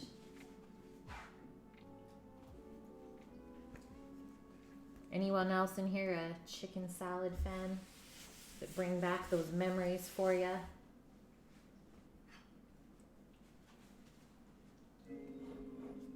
Okay, so here is the book that we're cooking out of today. Anthony Bourdain. It's called Appetites, a Cookbook. If you guys have never heard of him, very famous chef who sadly took his own life last year. So this book was released, I think maybe a month before he did that. Sad to say, but he has also written other books as well. One really popular one is called Kitchen Confidential, really good read. And he also had 3 different shows, I think, on the Travel Network. There's Parts Unknown, No Reservations, and The Layover, all really good shows. So having this book was really important to me, and this is his recipe for chicken salad. I'm definitely a simple recipe, but it's always good to see how other people prepare it. And he says chicken salad is a pretty simple thing, which means that you've got to get the details right. What's essential here is how you cut the poached chicken. So we're not poaching this. We're going to do it in the rotisserie instead. For proper chicken salad sandwich structure and engineering, I like a small distinct dice. So let's remember to have our chicken in smaller pieces. When the pieces are too big, the salad doesn't hold together as a sandwich filling. That makes sense. By contrast, if you cut the pieces of chicken too small, your salad becomes an unappealing mush. Fun facts. So ingredients that we need for this, we need some mayo. Instead of red onion, I'm going to use a little bit of shallot today. Some celery if you want. I'm going to go see if there's a little bit upstairs. I'm also going to add some apple to this, so you need something with a little bit of crunch. Otherwise, it will be almost too mushy to eat. Got to think about those contrasting flavors and textures. Some celery salt, always a good thing to add into this. Chopped fresh tarragon, it says, is an option. We are going to substitute the tarragon for a little bit of dill and some parsley chopped up instead. And then he seasons this with Worcestershire sauce and Tabasco. And then just some salt and pepper. Steve, my favorite way to prepare chicken, honestly, lately, is in the rotisserie. But I think the chicken recipe that's the most near and dear to my heart is a Martha Stewart chicken recipe, which is like a whole roasted chicken with lemon and herbs and mustard. My mom always made that for us, or like made it quite frequently when I was younger. It was like one of my favorite meals. She would make that with like roasted potatoes and veggies. So good. That can definitely be like a one pan meal. Really, really easy to make. But pretty sure it's a Martha Stewart recipe. I'm gonna go quickly grab the dill, see if there's some celery upstairs, and then we'll kind of mix together this filling. Hold tight. Guys, I think we literally just beat the rain. Like me picking the lettuce for the salad, when I did, it's already pouring rain outside. Whew. We made it.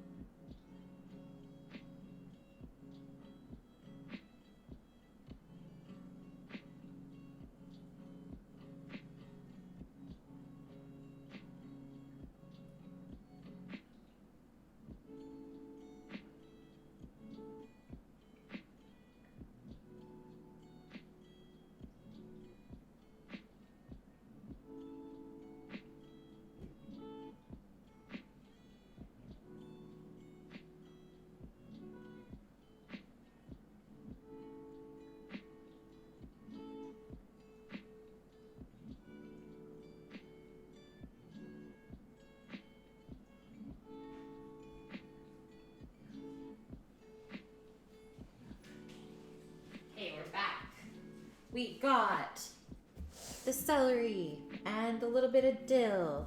Success. Grab the parsley and the apple.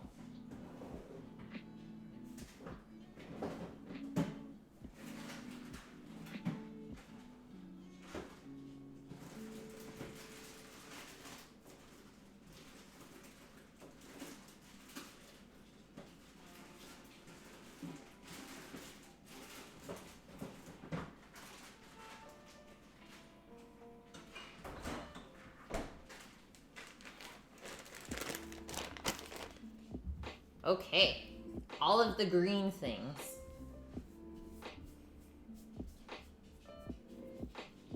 Let's pick our parsley first off the stem. Give it a chop with the dill.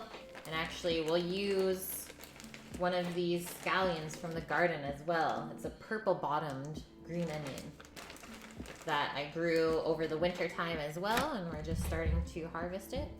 Apple's trying to run away. Watch out. Watch out. I just find you need a nice freshness from herbs when you're having like a mayo-based salad of sorts. It's always good to freshen it up this way.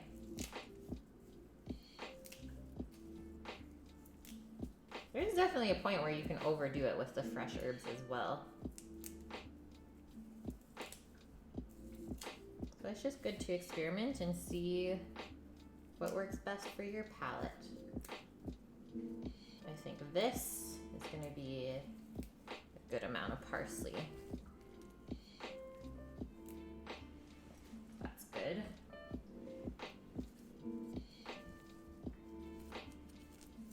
Steve, do you have a favorite way to prepare chicken?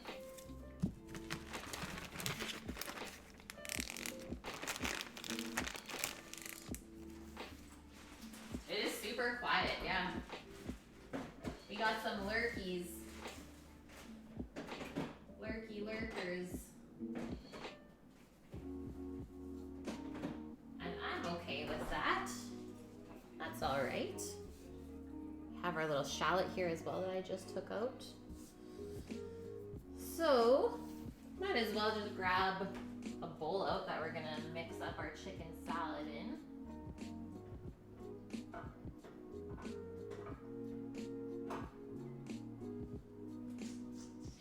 What do I want to use?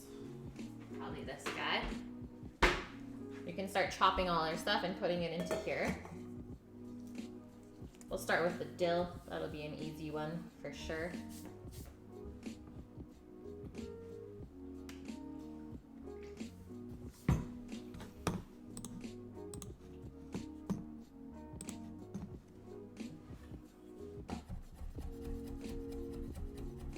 Nice fine chop so you can get that flavor mixed throughout the chicken salad.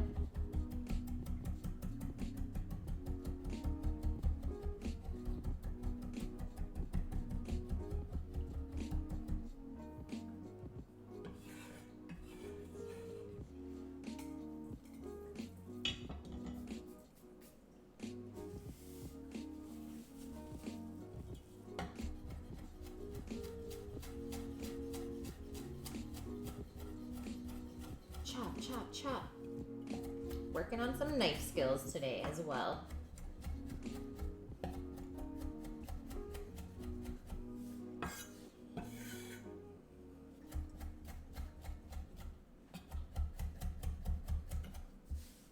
I hate chopping curly parsley because it just flies everywhere.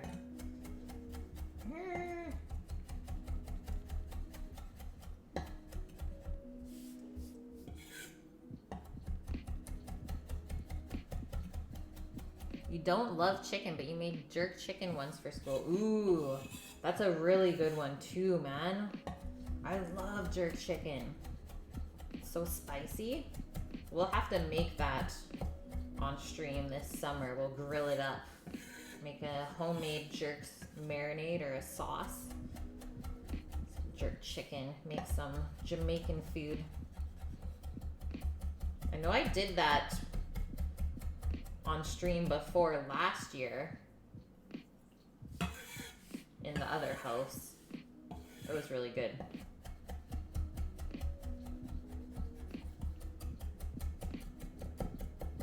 Chopping up this parsley really nice and fine.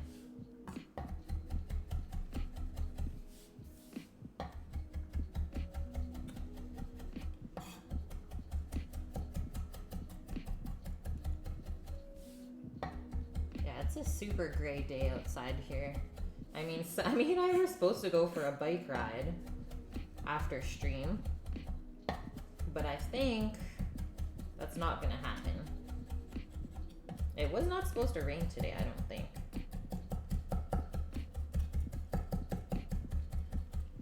Lame. Lame rain. Although the garden loves it, so can't really complain about that. Quietness! Quietness, go away. Go away. Tell him, Alucard. Tell him. You like your chicken dry, not moist? Oh gosh. I don't think I could cook chicken for you then, man.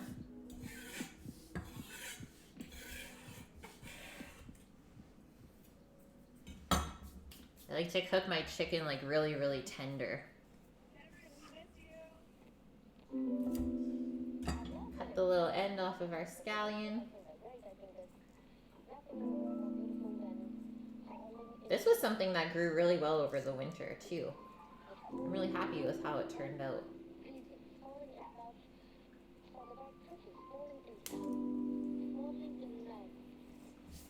And I just like the little purple end. Let's do this. Cut it in half. Pinch off that dried little tip. I really like green onion in chicken salad. I think it needs that kind of mild onion flavor. And then we'll just use a little bit of the shallot in place of the red onion that's chopped. Not a huge fan of like raw red onion and stuff. I find that the flavor is really overpowering. I'd rather use a shallot, a little bit more delicate, and then you also get that kind of hint of garlic flavor as well with the shallot. So I'd rather have that. And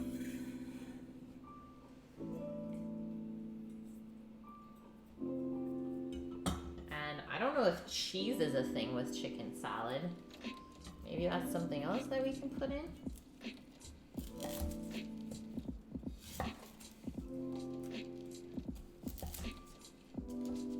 Okay, we'll use half of this. We'll save the other half for something else.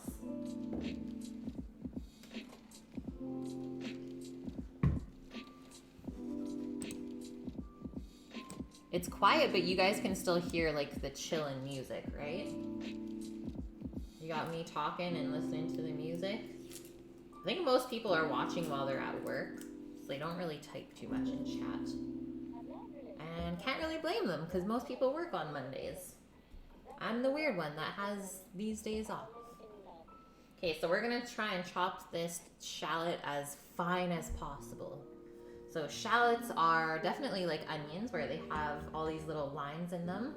So we're gonna try and follow those lines with our knife.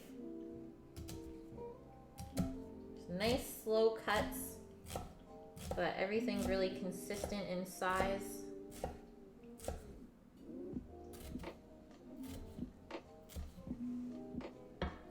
Not super dry, but like evenly roasted, if that makes sense. Oh, it totally does. I think you like to eat your chicken how my mom likes her chicken. It's a little bit drier. Whereas like myself and Sam and my dad, we like it, I guess, a little bit less cooked. It's a little bit kind of softer, more tender and juicy. The meat's a little bit closer to pink than white sometimes.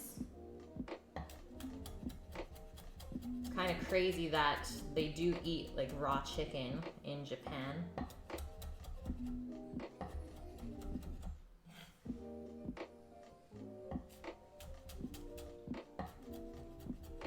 Hey Scrump, how's it going today? You just arrived. We're just prepping the filling for our chicken salad. We still have to cook our chicken in the rotisserie, which I'm gonna get going, I think right now actually. I can start to get that cooking. We're still waiting about 20 minutes still before we bake off our bread. Making some fresh bread to put our chicken salad into for the sandwich.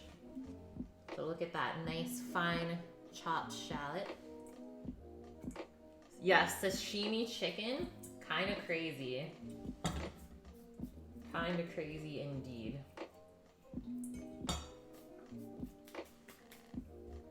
Yeah, you have heard of it. Me too. Even I was like, I don't know if I could do that. It's just the texture would be like really chewy. Sometimes even some sashimis are like too chewy for me. Hey, Jerk Journey. Have I made anything else from Appetites that stood out to me? I've made one other recipe in that book. It was a pasta with a ragu. I made that last year. You made the chorizo, clam, and leek dish for New Year's, and it turned out great. Yum. Yeah, let's see if I can find which recipe I made. It was the malloratus with, instead of wild boar, because I can't find that here on the island, we just did like a heritage pork sugo. Malloratus pasta with pork sugo. So it was like a handmade pasta. It was really fun to make, I have to say.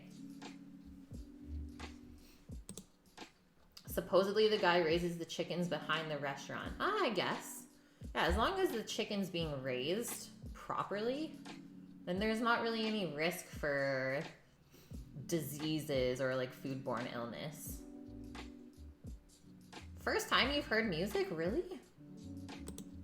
I've been playing it for quite a while now, but maybe sometimes I have it too quiet. The way you grew up, Steve, pink chicken wasn't cooked and your mom burned everything. I think that happened for quite a few people when they were younger. Paul, how are ya? Okay.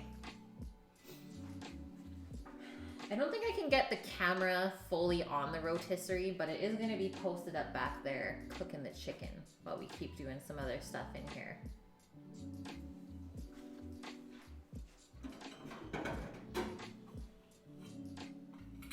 And I think this will take about half an hour to cook the chicken. Somewhere around that time. Maybe a little bit less, maybe a little bit more.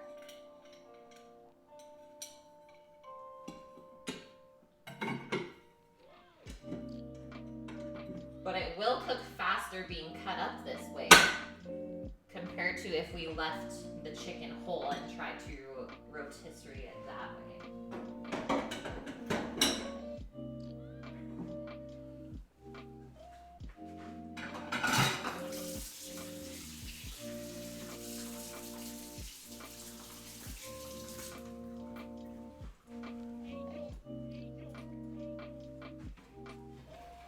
Close that up.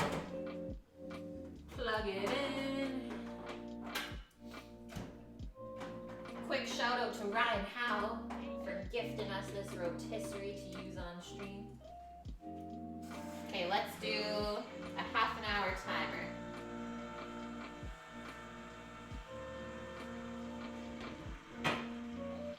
Wipe this up.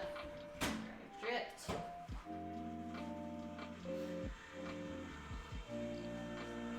Woohoo! Okay. So that was our bread proofing timer. Holy shit! I think we went a little too crazy with it. We're not ready for this. Good thing we put plastic wrap on it. Look at this madness. I think we made a really good bread dough. Okay, I'm gonna turn on the oven so that we can bake this. This is like, if there wasn't plastic wrap on here, holy.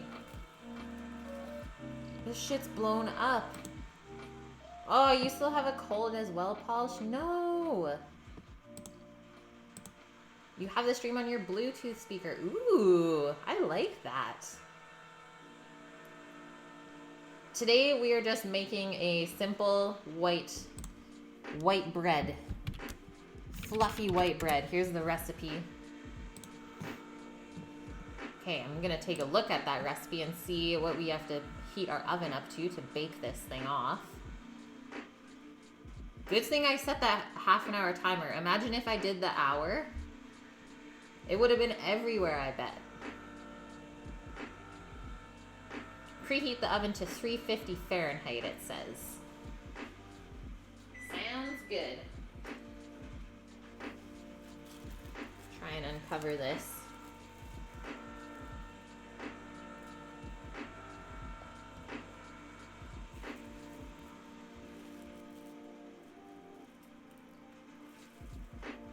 That is a good looking loaf.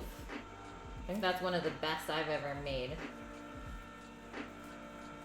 Last time I made this recipe, it did not turn out like this. The dough like barely even rose. I'm gonna kind of tuck that back into itself because I don't want it to stick on the handles here. But there is also a point where you can actually overproof the dough, but I think we're okay. So it says you want it to be an inch or so above the pan. I mean, we got a couple inches there, but it's better than not proofing at all. This looks so dang good. And this is going to bake for 20 minutes, and then we'll watch to see how dark it's getting. We might have to cover it with a little bit of foil, and then we'll do an additional 15 minutes. So it's nice golden brown, and a thermometer should read 195 Fahrenheit when you put it in the middle. And that way you know that the bread is completely baked through. Should be perfect. Yeah, that's some big bread. It looks so good. I actually find that baking on rainy days, things do turn out better. I don't know why. It's got to be like a humidity thing. Yes, sourdough soon. Indeed, Polsh. Indeed. Maybe today's the day that we make our starter. Because then we do need to let that starter mature for like 3 weeks for optimal flavor from it. To actually get like a sourdough.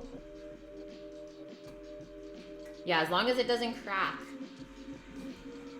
Exactly, Strike None. Now make 2 more. Very good. You made 1 loaf of bread. Well done. Now just do 200 more exactly like that. Nothing should go wrong.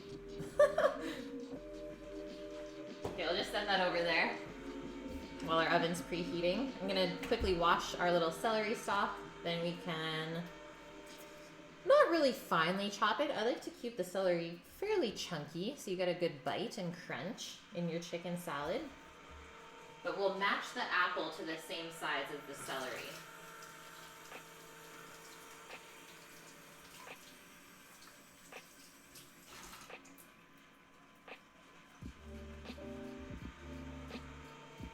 Your mom makes her breads by the dozen. That's smart.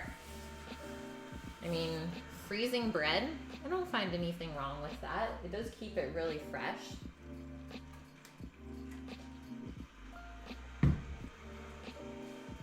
Yeah, I don't think that'll crack. I think we'll be okay. I'm kind of worried. Just drape that little dish towel over top of our bread while our oven heats up. What kind of bread does your mom usually make, Polish? So I'm gonna cut this celery into squares. And then we'll turn it this way. Maybe do a 1/4 inch thick slices. And then we'll make dices, slices and dices.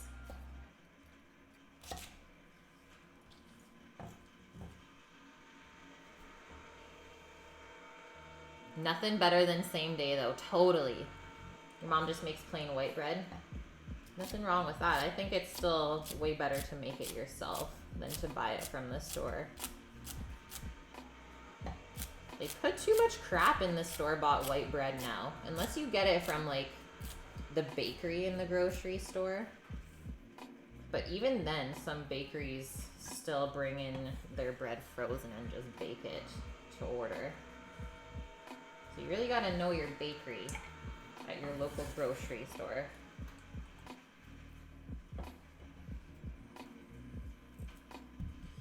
Nice little Granny Smith apple. Yeah, it's actually terrifying how long store-bought bread lasts. Like, there's no way it should last more than 5-ish days without going moldy on the countertop. I've seen bread last like 2 weeks though, and it's like, how is this not moldy still? Okay, let's core our apple. I like to cut kind of alongside the core on one side, flip it around, and do the same. And flip it on the flat side, cut alongside the other. Just like that. Sometimes I nibble around the core if I feel like I didn't cut it properly. There wasn't too much waste there. We're gonna keep the skin on the apple. That's where all the good stuff is for us. And these thicker pieces, I'm gonna cut in half.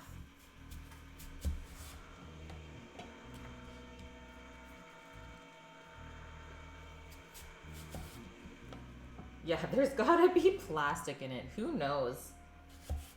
Who knows, man? Hey, Gum, how's it going? Welcome in. Happy Monday. I know it's Monday, but it feels like Tuesday to me. No idea why. So we're making nice little cubes of our apple.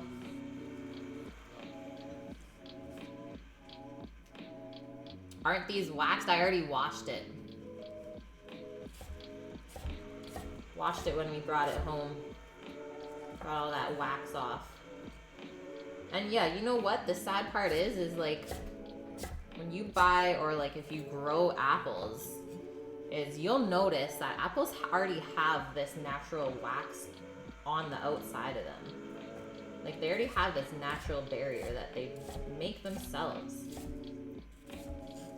So for, I guess, suppliers to like further wax them, that's insane.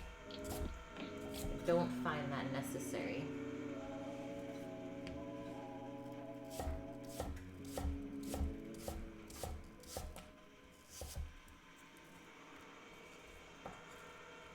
It's gonna be a good amount of apple in here.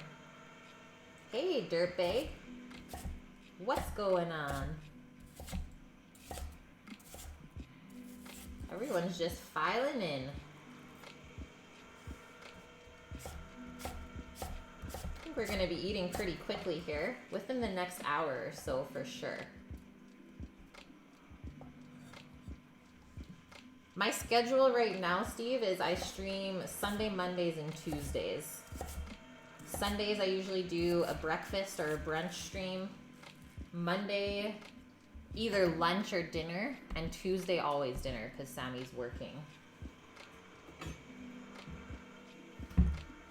Dirtbag, time to simmer some wax and butter. Yum. You just got home from work, not going to the gym today, so you're gonna get stoned and bake the day away.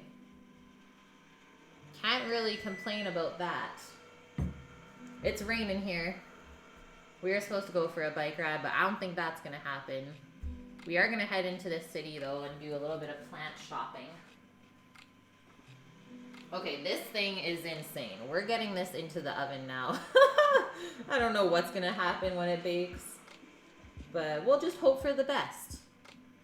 And we'll set a 20-minute timer.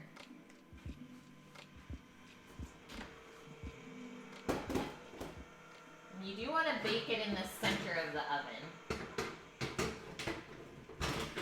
I'll move that rack.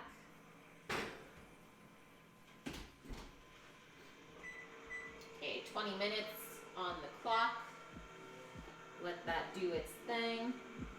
Our chicken is cooking. It's actually starting to smell good. It's getting juicy in there.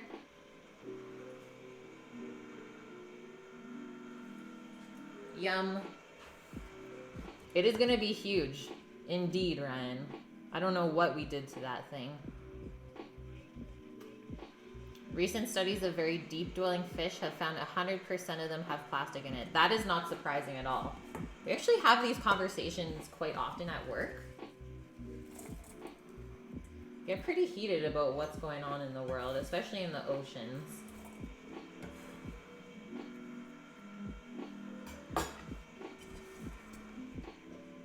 They've tried to do studies on plastics in living creatures, but literally could not find a control group with no plastics. Wow.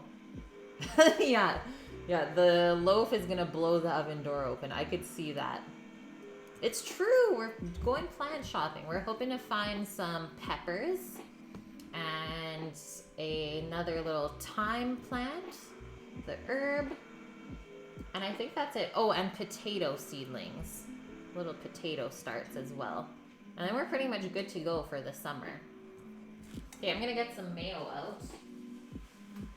Some mayonnaise.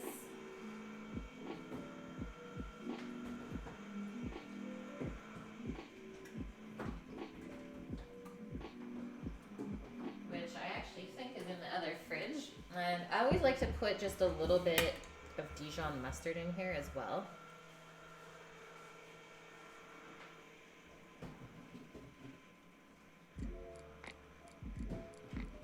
Going on a mayo search.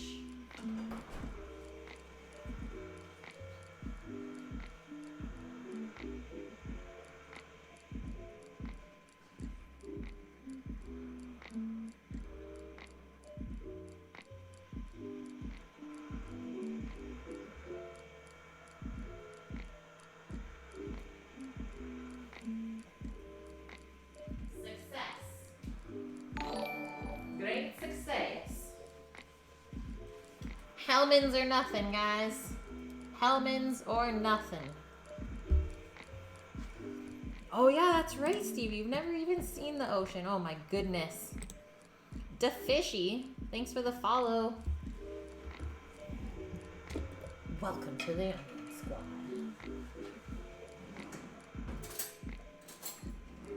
Okay, we're making our chicken salad base. So just a little bit of Dijon mustard. I'm gonna give this a little stir.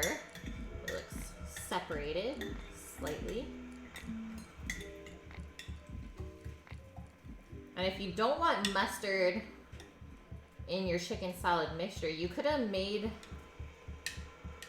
like a mustard kind of marinade. So you could have put a little spoonful of this in our marinade instead and cooked it onto the chicken if you wanted a little bit less strong of a flavor.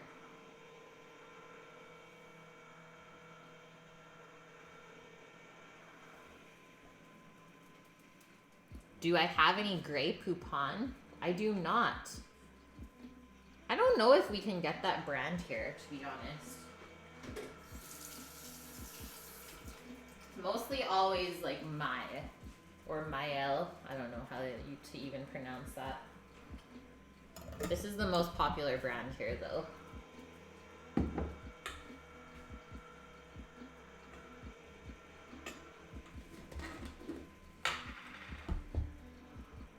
Now, guesstimation for amount of mayo we'll need. We'll start with something like that, I think. Maybe a little bit more. We've got some good fillings in here. Yeah, laughs in a snotty, rich British accent. Yeah, you're definitely a prairie boy, Steve. 2.5 glops. Let's see what Tony says. What does Tony say for us? It says 2/3 of a cup. But he only used 2 chicken breasts. So we have about double that amount. So I think we're good. That's a perfect amount that we added. And then his other flavorings to go into here. A little bit of Worcestershire and a little bit of Tabasco or a hot sauce of sorts. Tarragon would also be good. I can definitely see that. So Worcestershire. I'm gonna use some of my homemade hot sauce. Got a little bit of a smoky flavor to it from Chipotle.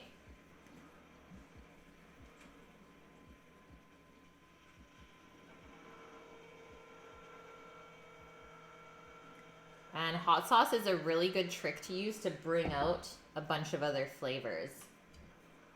You know how MSG makes flavors brighter, which is why they use it in a lot of like Chinese foods and stuff? Same thing happens with hot sauce where the capsicum oils open up your taste buds and actually make you taste more. So it's a pretty cool trick. Rook! With the Twitch Prime sub, 13 months.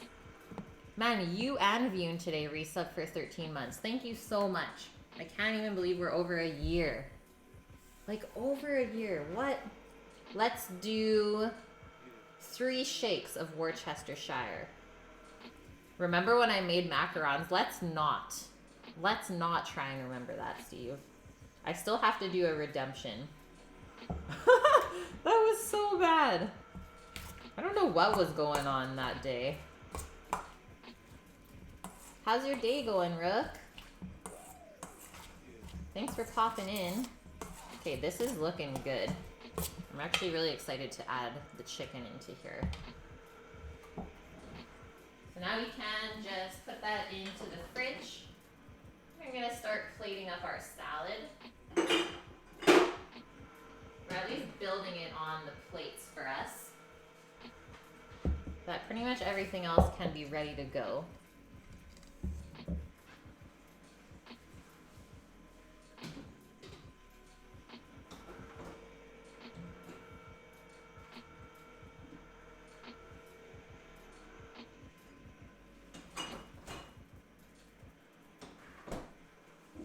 And I'm just gonna give this little bit of dressing that I have in the fridge a taste, see if we need to add anything to it.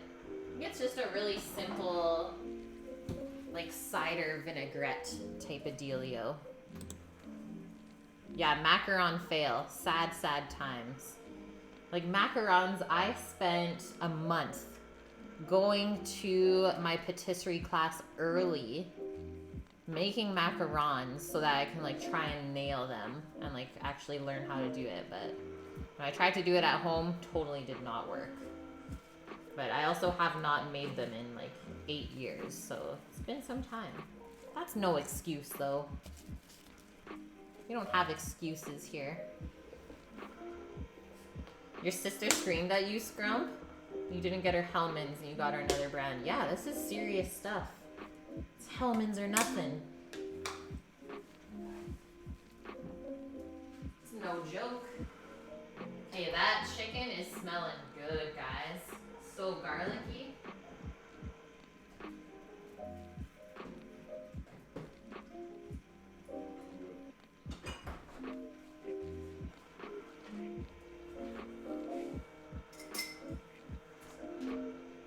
That is the biggest loaf of bread I've ever made that way.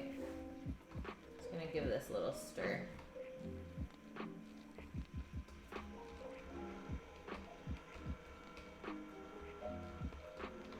I don't want to go with the creamy salad dressing here because our chicken salad's gonna be creamy enough. We need to help keep things nice and fresh.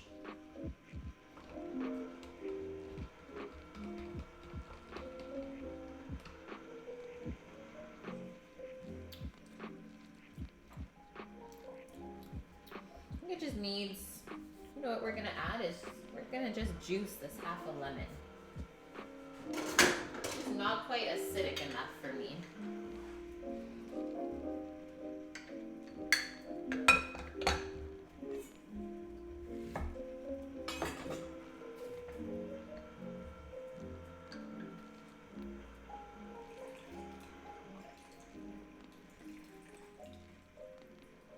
Yum. That should do the trick.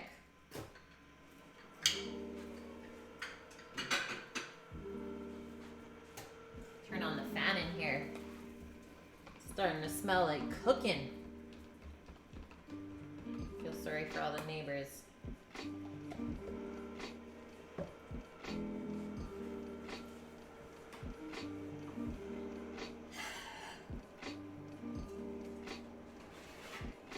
Make Sammy's plate too. Fancy plates. That chicken's looking good, guys. In my opinion, Steve, the best way to prepare turkey, honestly, all poultry is better if you butcher it first and cook the legs and the breast separate. Because the breast is always going to cook quicker than the legs and it's always going to dry out. But otherwise, if you want to cook a whole turkey, just make sure you cook it at like a nice lower heat, something around like 325-ish.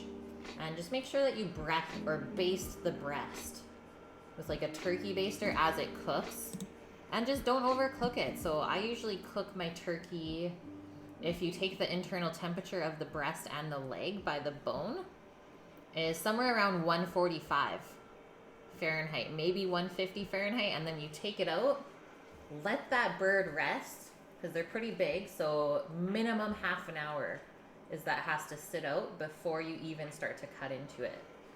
That's a really, really important part that I think a lot of people miss, is like, they cook their turkey at the last minute, usually have a big group of people that are hungry, and then they just cut into it right away, and then they're like, well, why is this dry? It's usually why. Resting meat is like such an important part.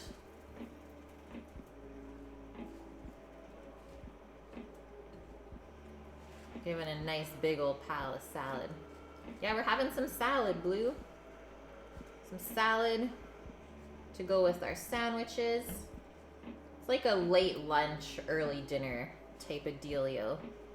Sam went to work at like 6 this morning, so he'll be home pretty quickly here. So we'll have a nice early dinner because we got some errands to run in town. Put a little bit more there. And the rest of this I'm just going to pack up.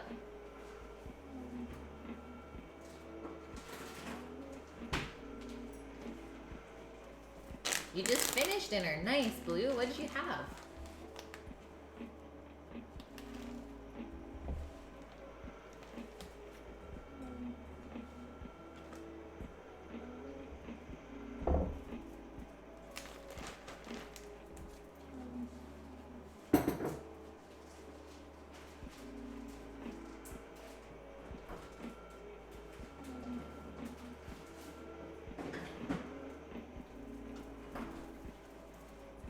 now we can disperse our cucumber and tomato over the salads. And then we won't pour the dressing on until right before we eat it. And that way our lettuce won't get soggy. Trying to plan a breakfast that is spicy but not cinnamon. Like it has spices in it, but not cinnamon. Curried mashed potato with chicken gourjans. What's that? Chicken gourjans. And curried mashed potato sounds awesome, by the way.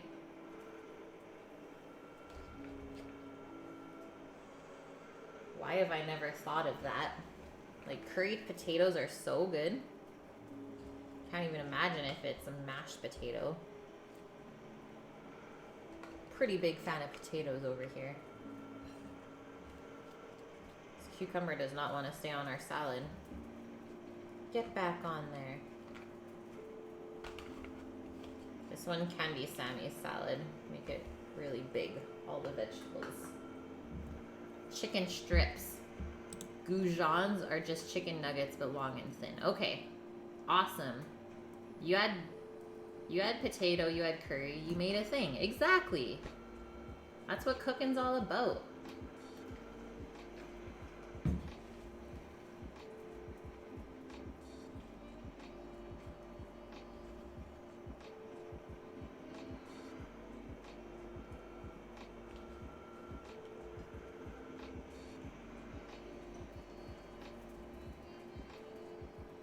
So the potato was already mashed and then you just mixed curry into it. I like that little kitchen hack. Because sometimes it doesn't taste that good when you reheat mashed potatoes that are already made and cooled off. Sometimes it tastes a little weird. It's a good way to kind of change the flavor a bit.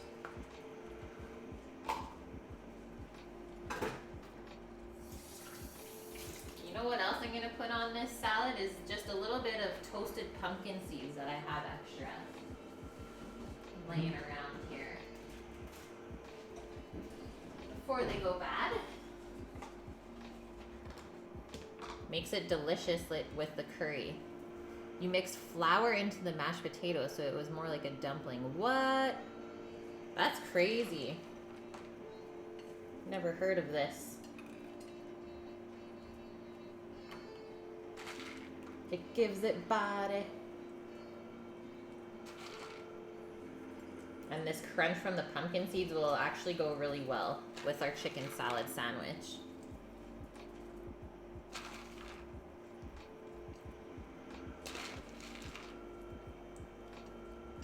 Okay, that looks good. You learned it from a Polish friend. And now you're teaching us, Blue. It's exactly how it should be. Okay, 3 minutes on our loaf of bread. It's insane. I'm gonna put this into the fridge. It's called, how do you say that? Katika?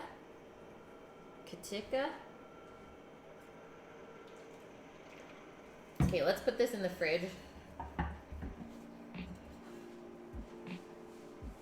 If we can fit it. Kind of a struggle at this point, but we're gonna make it work.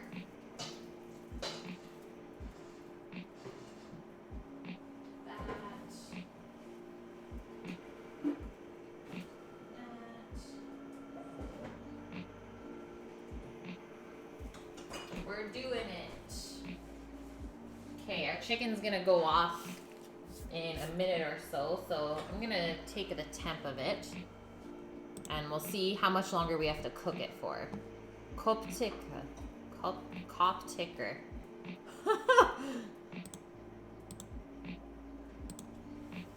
The salads look great. Thanks, Nikki. Yeah, it's awesome to be able to use fresh greens from the garden.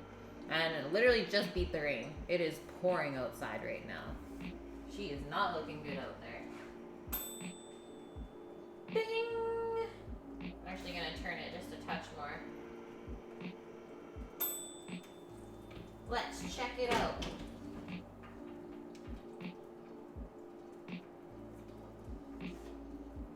handy dandy thermometer. Let's check our chicken breast internal temp. 149, I think we're good. Chicken leg. I think we're good as well there. Yep. Okay, chicken's good. We can let that cool off a little bit now. Going to unplug our rotis, take that out. You just put it on a sheet pan.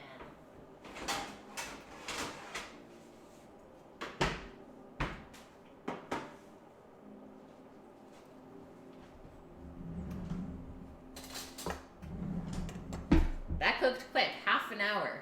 Rotisserie chicken, done. Good to go.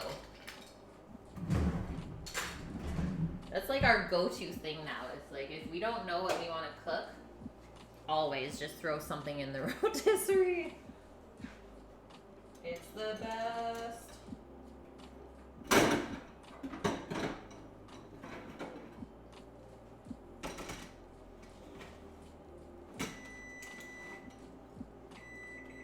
That's our bread timer yelling at us as well. So let's take a peek at that.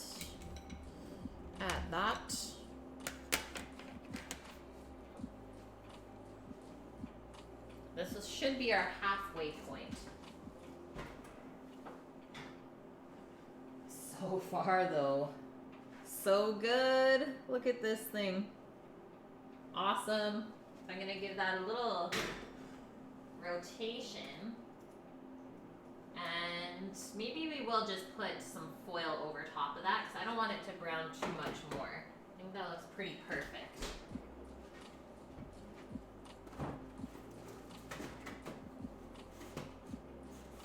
Just want a nice golden brown color.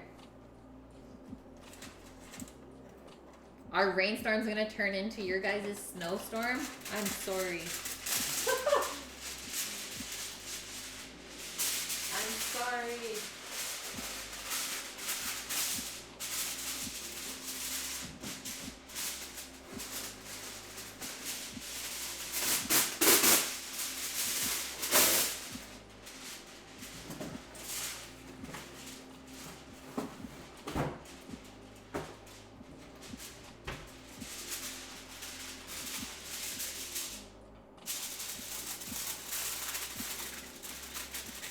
So you don't even have to put the foil on tight. It's just there to protect the bread from getting too much more color on it. But we don't necessarily want to steam the bread in the foil. So make sure there can be enough room for the air to still escape. And I'm gonna do only 10 more minutes. Actually, let's do, we'll do 10. Because I know this oven bakes really quick. We don't want to dry out our bread at all. Alucard, you gotta go to sleep. Oh, it's late for you there. Thanks for the biddies today, and thanks for hanging out. Hope you have a good sleep. Get a good rest, and maybe I'll see you tomorrow. Ah, you as well, Steve. Nice, you're firing up the Barbie. Well, I'm glad that you get to do some grilling out there today, because we definitely are not. Cooking steaks. Have a good one, dude. It's good to see you today. I hope you are well. My fellow Canadian. Okay, let's check out this chicken. Chicken. How hot is this? A little bit hot still. We will use tongs.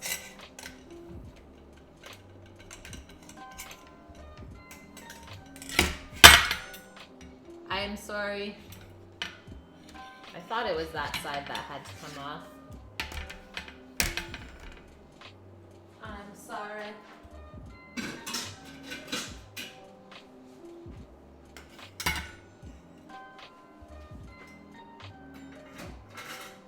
Those pieces are hot. The basket's not anymore though.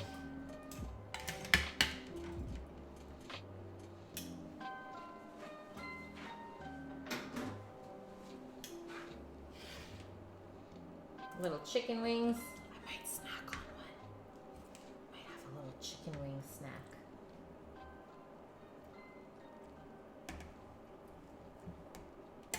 Our legs. And chicken breast.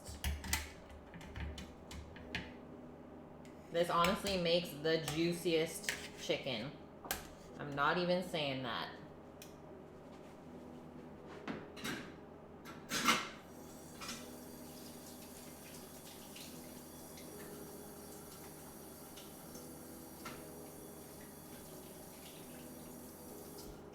So I'm going to put some gloves on and start to take this apart.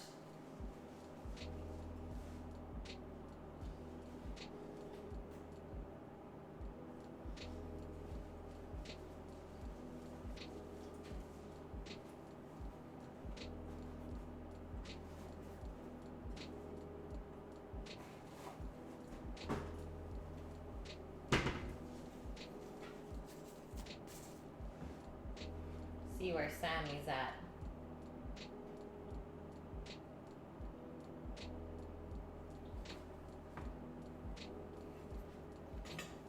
I'm also going to take a metal rack out for our bread dough to cool off on top of so that the air can circulate underneath as well. It'll cool off a lot quicker. But in the meantime, we're picking some chicken. We will chop up the chicken breast for sure. Probably cut the leg meat off of the bone as well. But our first step, I'm just going to take all the chicken skin off first. And we'll let these rest for a couple minutes as well before we cut into it. That way it stays nice and moist. I know that it is mayo based, so even if you do have dry chicken for whatever reason, is the mayo will keep it nice and moist still. But this is nuts. Like, I don't know if you guys can see the juice dripping off of there. It's insane.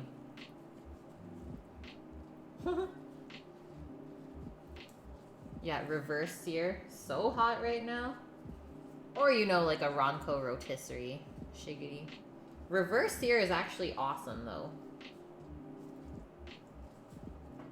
For some cooking techniques, it works so good. I made some really awesome steaks that way. Awesome pork roasts. Really can't complain about it. Sometimes it's even better than like a sous vide, an immersion circulator.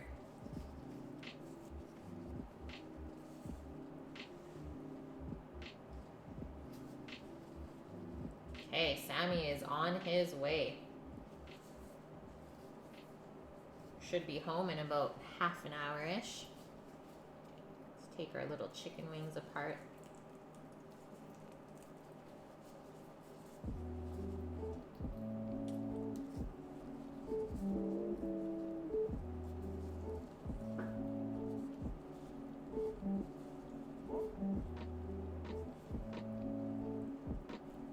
And obviously we don't really want to leave any connective tissue or like mushy pieces of chicken skin in your chicken salad. It's always bad when you bite down on like gristle or something when you can't see it. It's like, ugh, that's the worst.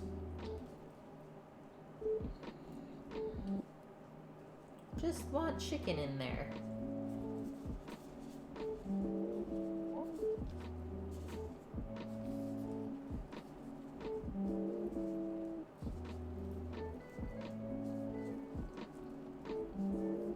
Yeah, but the gristle is the best part. Not in my life. It's like just as bad as biting down on eggshell in an omelet or scrambled eggs or something. It's like, well, that's ruined now.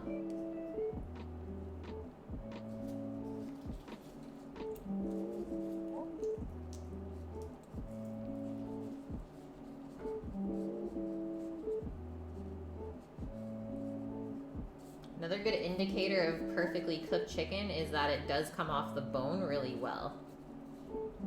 Like, obviously, if the chicken doesn't want to come off the bone, that means it's actually undercooked. If it easily comes off, it means you're perfectly cooked.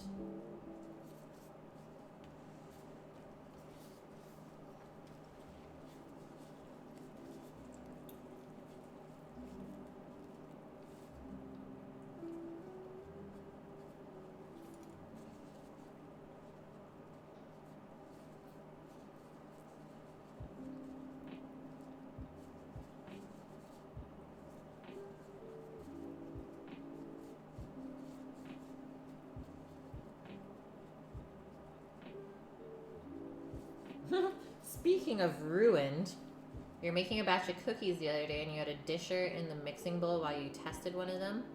Someone turned the mixer on and destroyed it and had to throw it out in the whole batch. What's a disher? Like a plastic scraper? Or was it something like glass? That's terrifying though.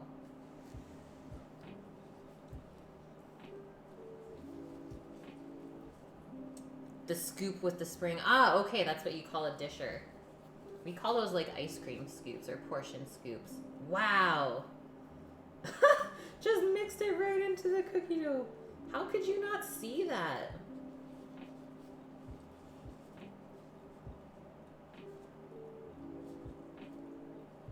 Yeah, I love those scoops. I have a couple here. That is honestly what I use for portioning cookie dough. Yeah, this chicken is like perfect.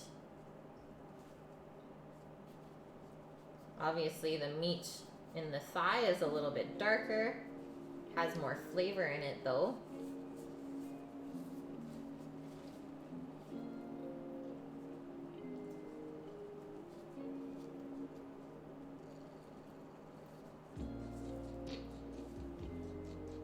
I took the skin off the chicken after the roast, so we leave the chicken skin on when you cook it.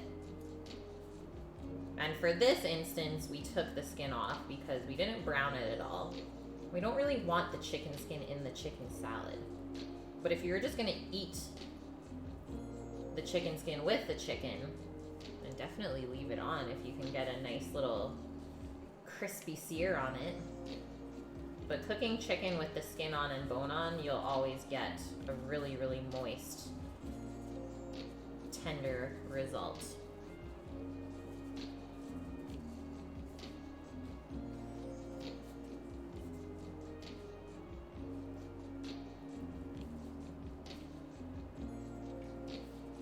Could probably even just save these bones and scraps as well and make it into a broth. There's still lots of good flavor and juice in there. Okay, that's our bread timer.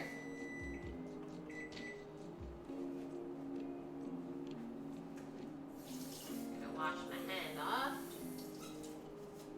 See what's going on in here. Oh, I might have to gotta waste that pair of gloves. No! I hate wasting gloves. Plastic is bad.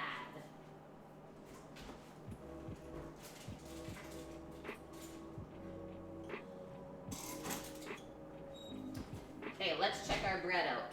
We'll go over to the stovetop so you guys can look at it as well. Give it a little uncover. Woohoo! That color though. That color. How's that? So 195 Fahrenheit is what we want the center to be. And we are good to go, guys. I'm gonna turn this oven off and we're just gonna let that cool. Probably minimum 15 minutes to cool that off before we slice into it. And that way we won't disturb the fluffy bread too much. Amazing.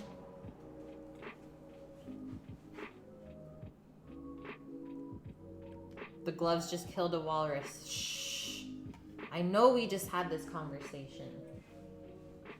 I know. Yeah, it didn't look very browned. I knew I was gonna take the skin off though, which is why I didn't really babysit it in the rotisserie. Usually if I plan on eating the skin on the chicken, I will pause it to sear it on the skin side for like probably 10 minutes usually. And then it'll get nice and golden brown and crispy. It looks like you this spring, Nike. Just red and white. There's no brown here.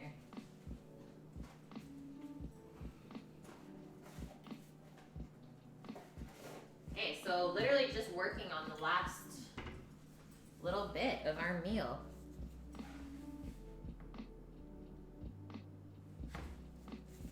Finish up our chicken, mix it into our salad. I think we'll toast up our bread a little bit. That way it won't get too soggy. Sammy should be home pretty soon.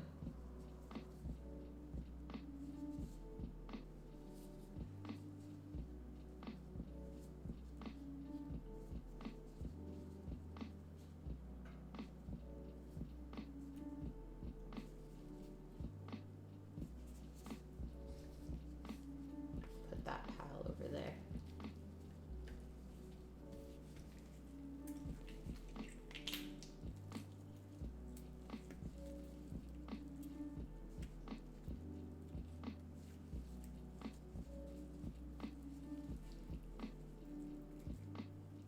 So what's everyone else eating today? Hopefully I inspired you to cook something awesome for yourself.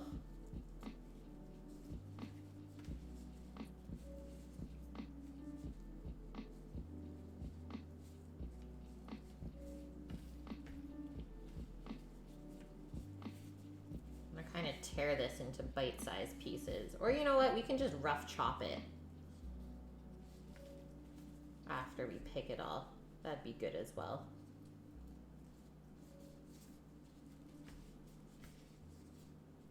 That's what Bourdain said, is you don't want to have your chicken too big a chunks because then your mixture won't hold together. You also don't want to have it too small because then it'll just be too mushy.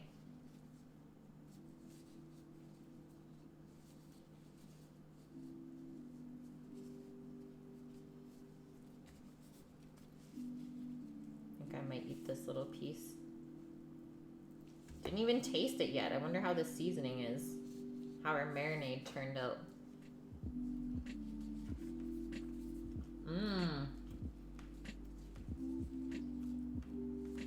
The garlic and lemon definitely comes through with the herbs. And it is really juicy. That's gonna make a good chicken salad.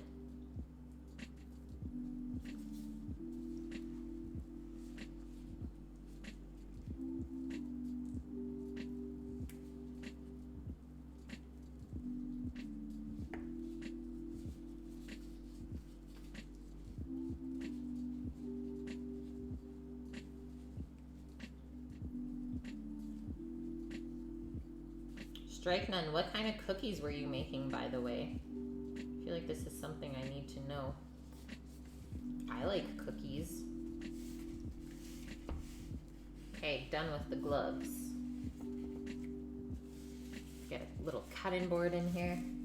Oatmeal raisin, yum! Yum, yum, yum.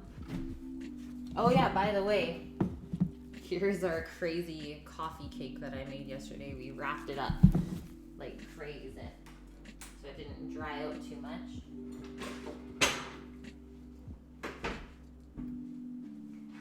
And actually, I'm gonna do something fun as well first.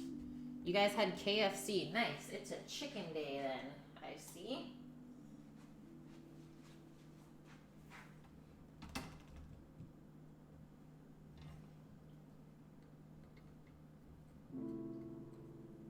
We're gonna pray that this did not stick in the pan. That would be really, really sad. Oh, and you're having butter chicken and rice? Yum. Yeah, totally awesome cookies until they were full of small metal pieces. Yeah, those mixers do not care if there's something in there. They will tear anything apart.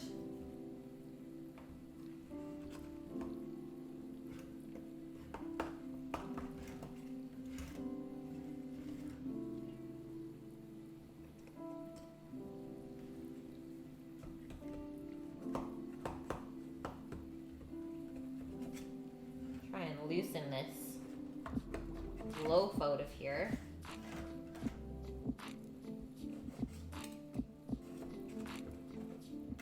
I'm gonna hope that it's not the bottom that's stuck.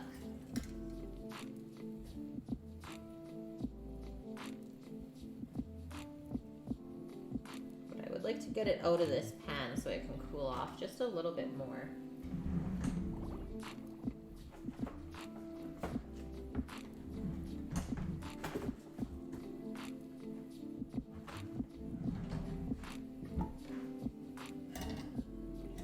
It feels so nice and soft though.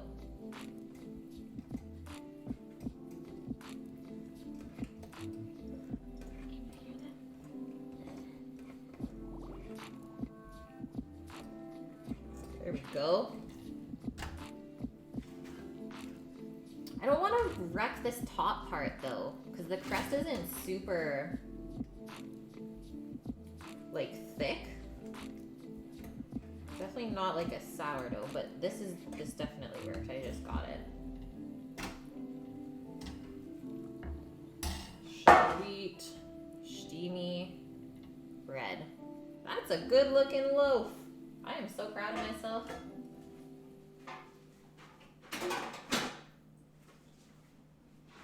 Yes. Yeah, it works 100% of the time, like 75% of the time. I love that. We made a loaf. There's this like little kind of seam there, but that's about it. The other side is perfect. Okay, now that'll cool off even quicker. Indog, how's it going? Good to see you today. We missed you yesterday. You've only had to destroy super cheese breads because they're so soft. Yeah, cheesy bread, so good. I love cheese breads. Or what about pretzel pizzas? Or pizza pretzels. Pizza pretzel. That was like one of my go-to snacks when I was young. You had Sunday stuff to do. That's all right. Can't blame you. Hopefully it was a Sunday fun day though still.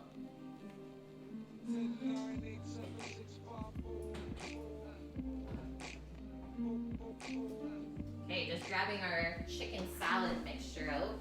Sans chicken, which includes so far mayo, Worcestershire, hot sauce, parsley, dill, green onion, apple, celery. Nothing else yet. We're gonna start chopping up this chicken and adding it into there. Should try a rosemary and blue cheese bread with walnuts. Yes. I was thinking about putting some nuts into the bread, but I wasn't really sure how it would turn out. I was a little scared, being honest. I was like, I don't know if it's gonna mess it up.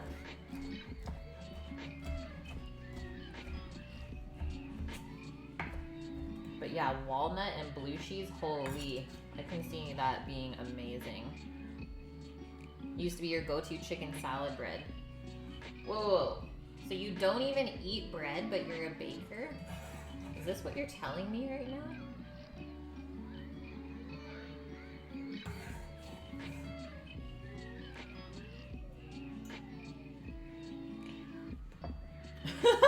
Yes, Nike, yeah, we got one nut here. Dropping weight for a competition. Ah, are you competing this year? Or just like a health competition? And to not be fat. Fair enough. Fair enough.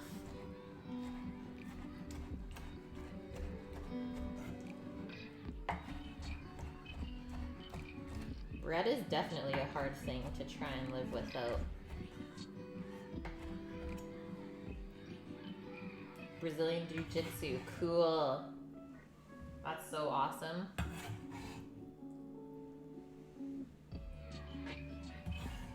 You'd like to not be in the ultra heavyweight class. Drop a class. No issues. Okay, this chicken breast. So we're just gonna cut it into strips.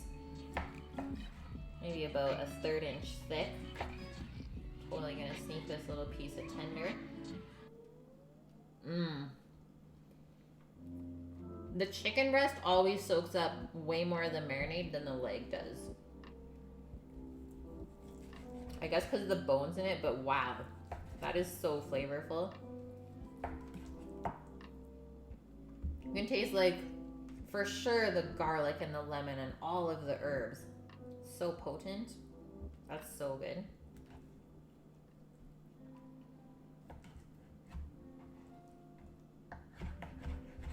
Nice little chunks. Keep everything pretty consistent in size. When is your competition, Strike Nun?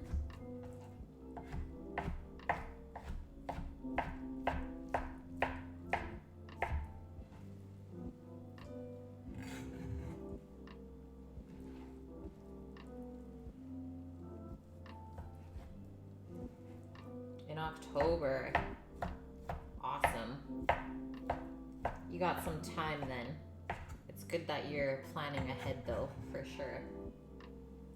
Because it does definitely take time to lose weight and also build muscle.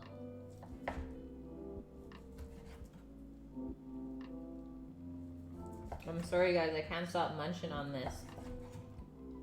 I guess you could say I'm a little bit hungry. That is some dang moist chicken though. You have another 70 pounds. Whoa!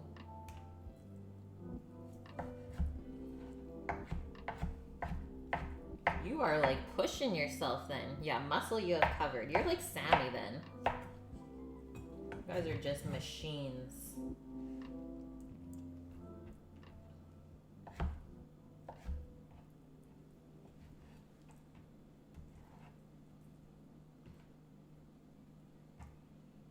I can't wait to taste this mixed up.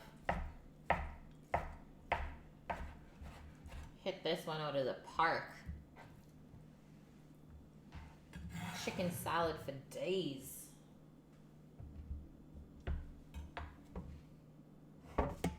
We will reserve those juices in the pan.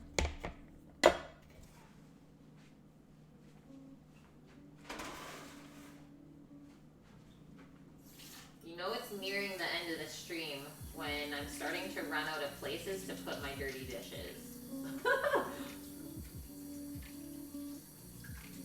Start like stacking shit in all these weird places.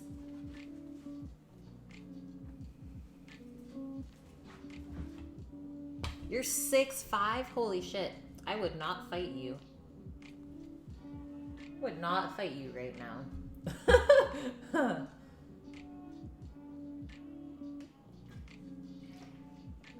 Okay, time to mix this.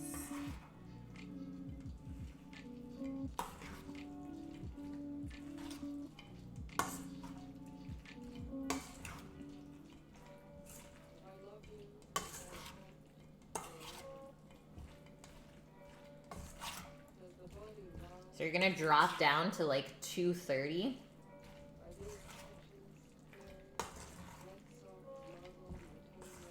You're gonna feel so light when you get to that point. You're gonna be able to move a lot around pretty easily then, right? Okay, I think the amount of mayo we put was like perfect for the amount of chicken we have. That looks so good.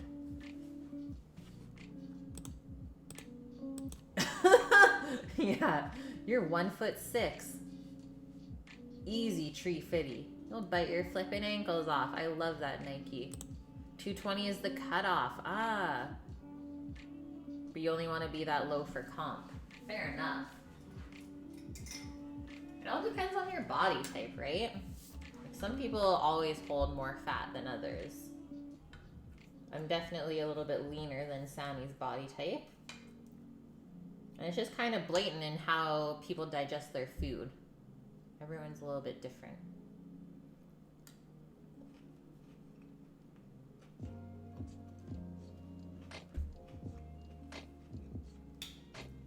That is pretty perfect, if I don't say so myself. Oh wait, I just did. I love the little crunch of celery. It's not overpowering. The fresh kind of sweet and tart bite from the apple. The chicken is so nice and tender. All of the fresh herbs in there kind of lighten it up. Make it a little bit more fresh than like this heavy mayo-based salad. I think just a touch of salt and pepper. And we are good to go. Feel up our loaf of bread, see how much it's cooled off. Maybe you can start slicing it and toasting it. We'll toast it basically as soon as Sam walks in, because I know he's going to be hungry. I'm just going to pop the chicken salad back in the fridge for now, so it can cool off a little bit. We'll give it one more taste though. After we mix in our salt and pepper, we should be good to go. Yeah, chicken salad sandwich. Like, this is something that we make for staff meal at work. We usually get in fresh bread a couple times during the week. Usually have some chicken kicking around. That's freaking good. Wow.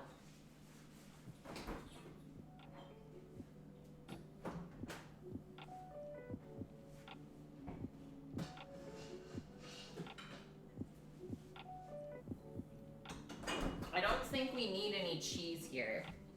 It's quite rich on its own. I don't think we need anything creamy at all. Unless it was like a really sharp cheese. But I think we're good without it.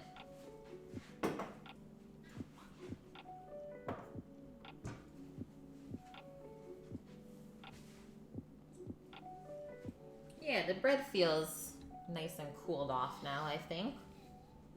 Get a couple slices out of it. There is dill, yeah. So we did dill and parsley and some scallion chopped into there. Freshen it up. Who makes the chicken salad at work? I've not made it yet. It's either been Scott or Oliver, chef, that usually make it. I have made salmon salad at work before though. Stragnan, you had a cycling injury that kept you off the bike. Kept eating like you were riding 5 days a week. Yeah, that's the thing, right? It's like your appetite is still there even if you're not moving around as much. You prefer egg salad? Yes. Egg salad is really good too. I think either one. Yeah, I don't know if I could do egg salad with celery in it. That's true.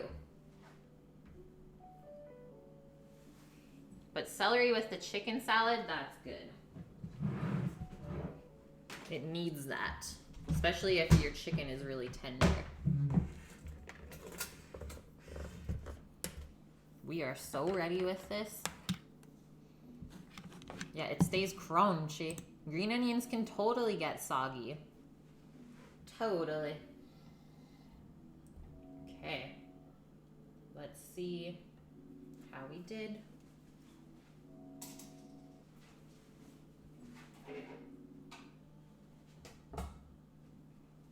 Your favorite chicken salad to make has curry powder. Oh, that's right. I love those ones as well. Curry, red onion, and like the dried fruit and nuts. So, so good. Even like a Waldorf style chicken salad is super good though. You hate celery though. So yeah, you can totally substitute like a green apple a nice tart and crunchy apple, in my opinion, is a good substitute. But even Sammy hates celery, and he told me to put a little bit in the chicken salad. I was like, are you sure? Like, I don't want to get yelled at for having celery in there.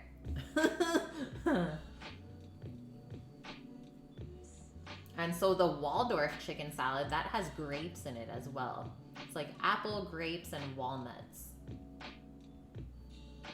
And celery too, I think. Okay, let's cut the very end off of this.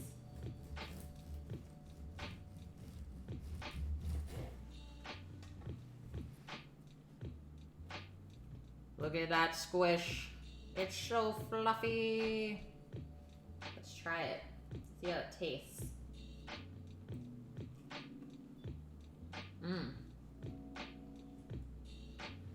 That's really yummy. I'm happy we made that fresh today. Yeah, that's so true, Rook. How is he even gonna eat in New Orleans? Everything has celery. I don't know if celery is considered a bitter. That's cute, Hojerific. Sammy is like your food soulmate. You guys have lots of stuff in common. He doesn't dislike a lot of stuff. Mostly just raw celery and raw onions. But he can eat those things cooked into stuff. No problem. That is the tastiest combo, Nike. Okay, how thick do we want to go? Something like that. It's got to hold up to our chicken salad. Look at that. Nice little piece. Nom.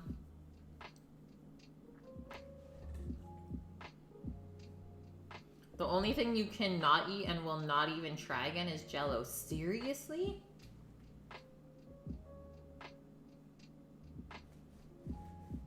Jell-O is awesome. Does it just like freak you out with the texture?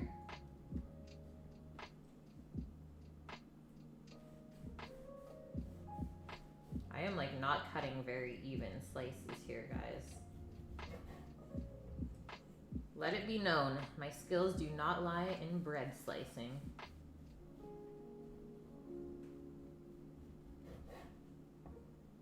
And holy smokes, look at all those air pockets in there. Best smell ever. Can you smell it, guys? Can you smell it?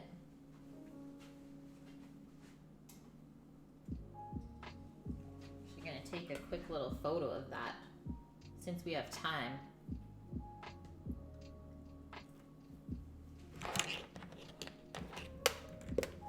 Yeah, too many ants on a log as a kid. I love that. Ants on a log.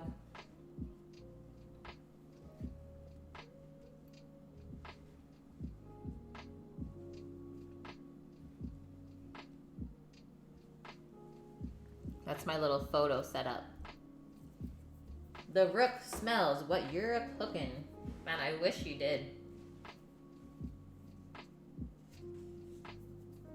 Yeah, I guess celery is a little bit bitter. I've never thought of it that way. You guys are teaching me stuff too. I think for me it's the crunch that has to do it in the chicken salad. But the bitterness can totally help as well.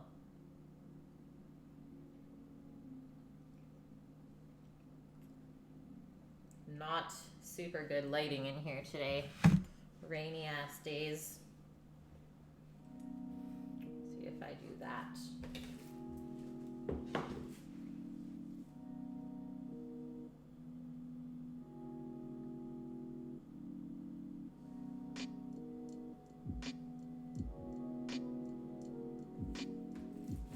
Yum.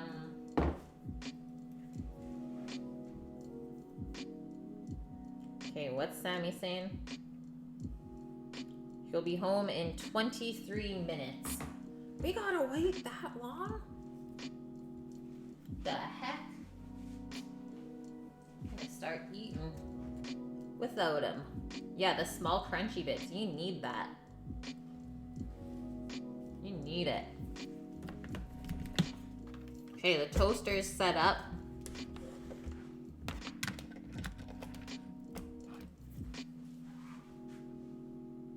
Send Sammy the thumbs up.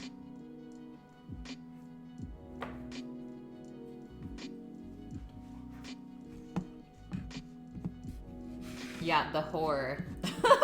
He's so spoiled. I give him shit sometimes, though. I think I spoiled him too much sometimes. Because now he just, like, doesn't want to cook for himself. I'm like, did you forget how to cook? Because you've done this longer than me still. Okay, guys, here is the bread dough recipe that we used today. Turned out so well.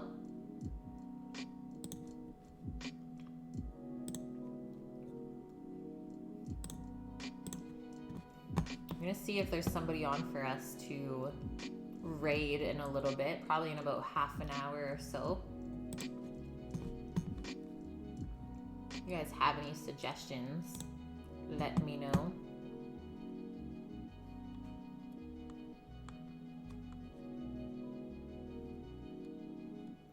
There's so many like animal streams on Twitch now. The Dash Ducks or the Goat Chick. Like what?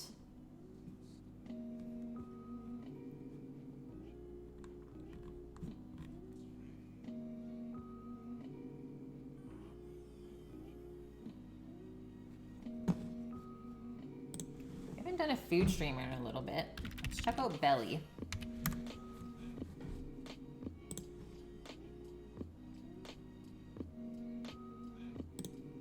You love when you get to cook with the girlfriend. Yeah, I do miss cooking with Sam. We're really good in the kitchen together. I totally should do that, Nike. Yeah, just pretend I'm streaming. Well, where's dinner? I don't know. What are you making? Yeah, make it like chopped. Just set them up. That'd be hilarious.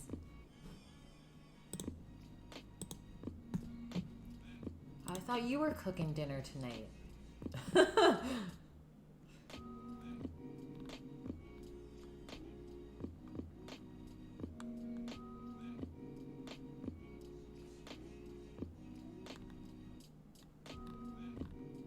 The hunger service is on. You wanna go raid LA later? Probably gonna raid LA. What's he making? Szechuan sesame chicken noodles and Mayak eggs. That sounds yummy. That sounds nummy.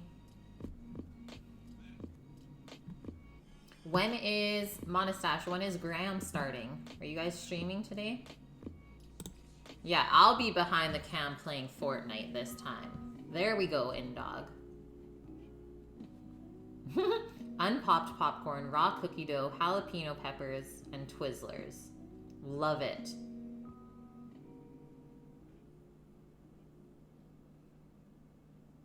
Okay, he might be getting off soon. Okay, I'll keep a watch. You guys start in 9 minutes. Perfect. It is decided then. We are gonna go raid Tabatai Cooking. Perfect. For now, we will chill.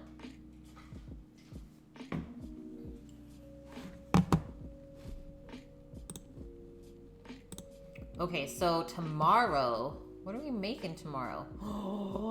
Nike and Monastache. Tomorrow is the stream for you guys. I don't know why I keep forgetting this. Poutine with maple bacon and Nanaimo bars. It's going down tomorrow. Canadian food stream. Finally. Yes! Yes, yes, yes.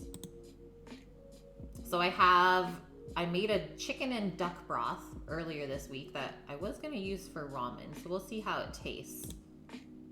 Otherwise, while we're out in the city tonight, while we're out and about, we'll pick up some beef bones Maybe make a beef gravy tomorrow on stream. We still have to track down. We're trying to find Kennebec potatoes because those are like the best potatoes for French fries. Otherwise, we'll pick up some russets, but we'll make and fry the potatoes together tomorrow. We're picking up some frying oil as well tonight. It's gonna be good. Also cheese curds. Like, we have none of these poutine things yet. Heading into the city. When am I making the canna butter cinna rolls? Next month. That's gonna be like a May thing. But it is here, man. I still have the post-it. I'm gonna work it into the menu for next month. Yeah, poutine chimitas. Oh, wait. Poutine is okay too by itself.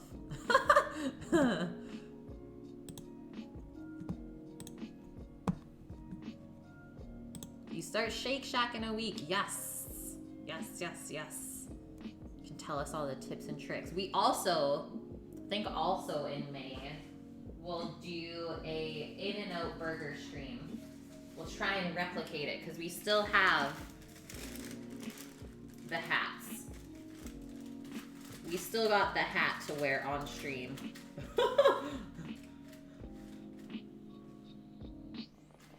When we were, I don't know if we were streaming In-N-Out when we were in the States on the road trip, but one of the worker guys was like, you need to take these 2 hats with you to Canada. We're like, okay, we'll take the hats. He's like, you guys don't have that there. Can't join stream much anymore once I started the earlier Monday streams. No! Well, at least you get Tuesdays, right? Tuesday dinners.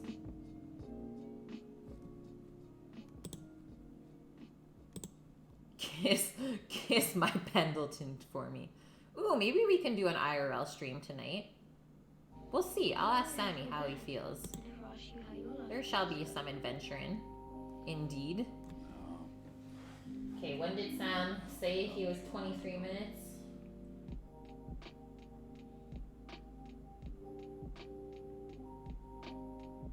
At 3:47. So 10 minutes ago. 13-ish minutes, guys.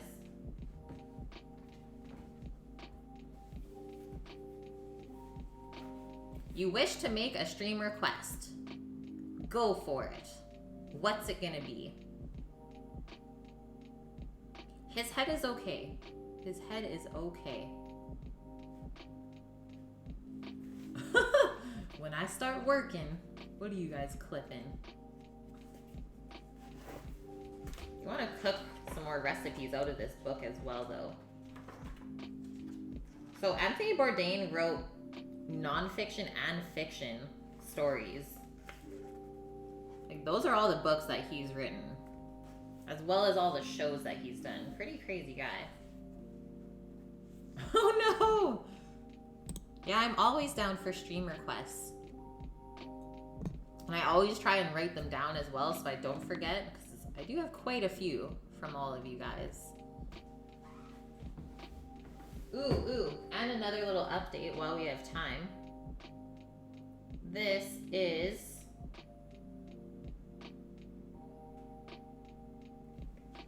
the emote that Solid did up for us.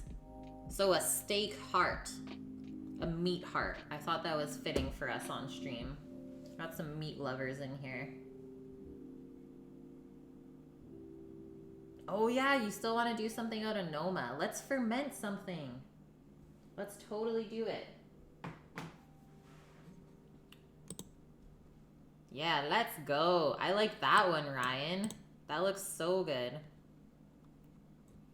It's you and the wifey's anniversary on May 23rd. Awesome.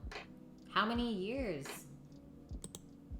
Yeah, let's go. 25 years? Are you serious? That's crazy. Does that make you feel really nostalgic when it gets to those numbers? Can't even like imagine where Sam and I are gonna be in 25 years. Yeah, you're old. You're actually not that old though, Nike.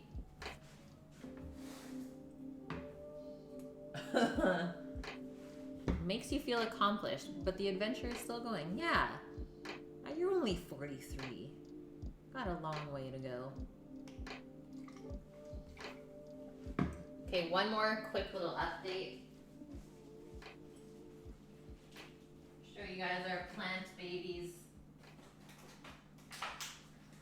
that have grown so much since yesterday. Look at these things. Look at the squashes. This center one here, it was not even out of the dirt yesterday morning. Now it's like a full-on little plant. So we can't put these in the ground until there's 4 leaves on them. So we only have 2 leaves. We need to grow a little bit more. But I do have to take them out of these small little containers because they're already crowded for this size. Pretty awesome though. And still waiting for everything else to come up. Patience. Patience is key.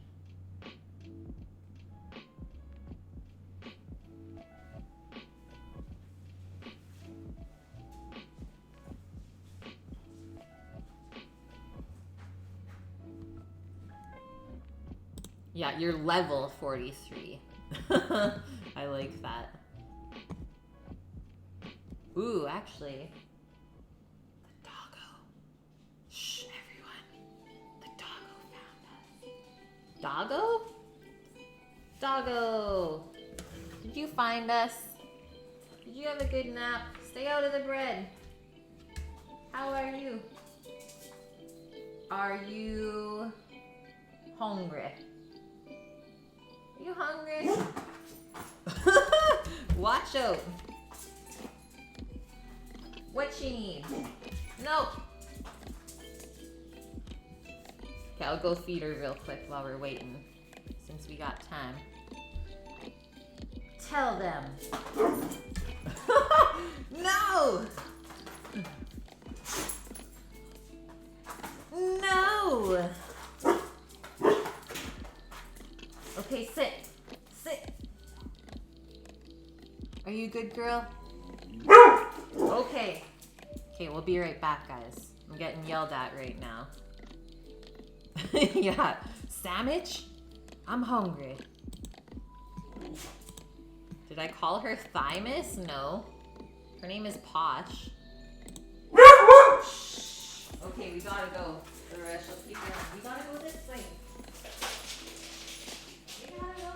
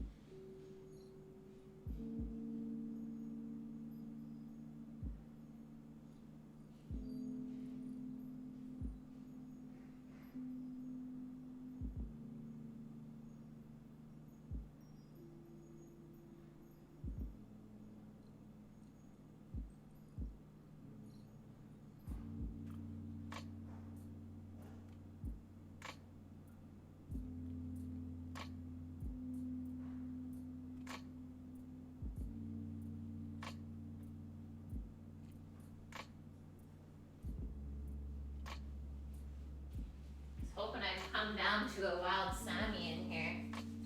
No such thing, though. You really, really misheard me. I don't know what I said. She's crazy. Yeah, she's quite demanding. Well, we switched her over to raw food. Maybe 3 weeks ago now, and she just loves it. And so as she was getting older, she was getting these like fat deposits all over. She had like a really big one under her armpit on the front. And since we switched over to the raw food, they're actually shrinking. So it's really, really good. Obviously, there is something in the dry kibble that she was reacting to. Teach you guys how to saute next stream? Sure. Sauteing is like one of the easiest cooking techniques. And the word saute itself actually means to jump. So it means you need a really hot pan, and that's why you're like usually going in a motion like this with the pan. So you're making it jump up. Just whips up fresh baked bread for a chicken salad sandwich like it was nothing. Bread takes time. It does take time, but there's also a lot of time where you're not really watching it at all. So it's great for making on days off. You're having to look into changing food for Sunny. The research is daunting. Yeah, it's crazy. Crazy, crazy. And like Posh used to, when we would take her on big walks and hikes and stuff like that with us, she would be limping afterwards because she would get sore. But she doesn't do anything like that anymore. It's nuts how quick you can see the difference. I really believe in it. And the person that makes the food is located here in town, and they actually use like a mix of like beef and kangaroo and chicken, like all of these lean meats. Your vet didn't want to give you a specific brand? Well, that's not really helpful, is it? Yeah, kangaroo. She's eating the roo. Kind of crazy.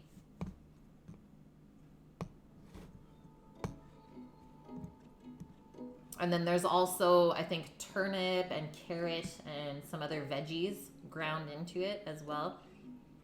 It's also way cheaper than kibble. Everyone says it's expensive to feed your dog raw food, but I think if you get it from someone that's making the dog food, it's pretty inexpensive. But if you just buy chicken breasts and stuff from the store for your dog, that can get pretty pricey.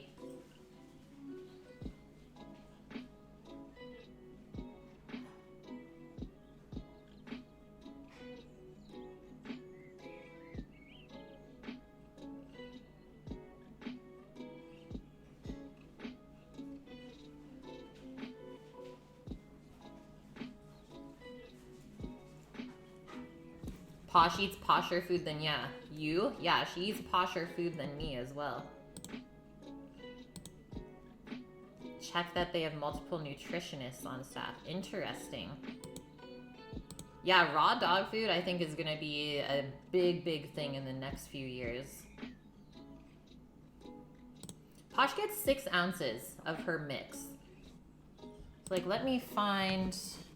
Maybe I'll send you the link for the site where we get our stuff so you can kind of get an idea about what's going on. I think it's called Tail Wagon.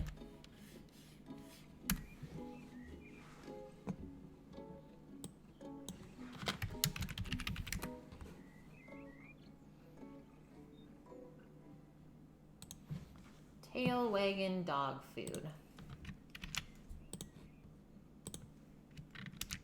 So there's that monostache. If you want to check out that link.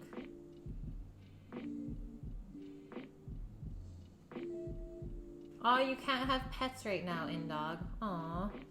Did I give you guys a little pup date, by the way? The update on the puppies that we were waiting for? So you went and checked out the breeder. So Olive, the mama, had 4 pups. I think it was on Sunday, and they actually lost 2 of the pups after they were born. So they're gonna try and rebreed her in the fall, but we're not willing to pay the price that they're charging. Like $1,800 for a dog is a lot for just a pet. So we're gonna carry on our look elsewhere. That's our little pup date. I know, that was so sad.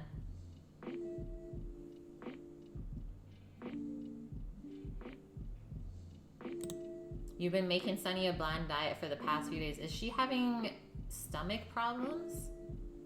She gets so excited about it. Posh is always excited about food. She's like a very food-driven breed.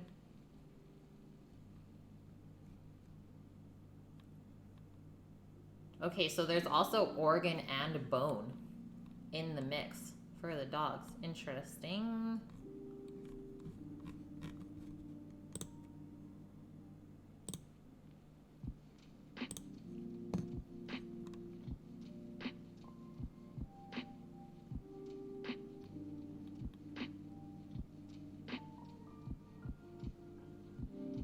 So dogs, I'm just looking at this on the tail wagging site. Dogs and cats process raw food and kibble very differently. So they process the raw food as protein, whereas the kibble, they process it as a starch. That's so weird. So if you add the raw food to dry food, say you want to do like a half and half mix, is their digestive system can get confused and actually give them like upset stomach because it's like, I don't know how to process this. If it's dry or wet, what's going on? Crazy.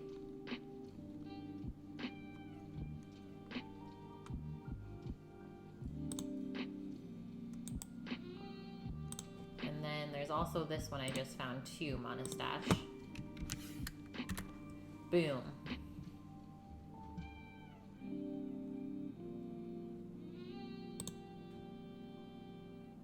Yeah, 1,800 will buy Posh so many treats. Well, we do want to get a pup before she passes away. Because she is 11 now. So she's getting up there in age, even though she doesn't act like it. She is a senior. No problem, Monastache. Updates from Sammy? Nothing yet. Should be walking down the stairs, though. In the meantime, I'm going to fill up my flour container. Our bread is nicely cooled off now, by the way. So it should toast up really nice.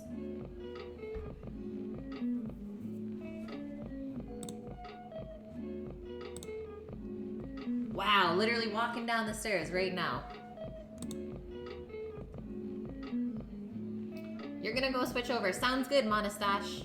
We'll be seeing you in a little bit. Thanks for chilling with us.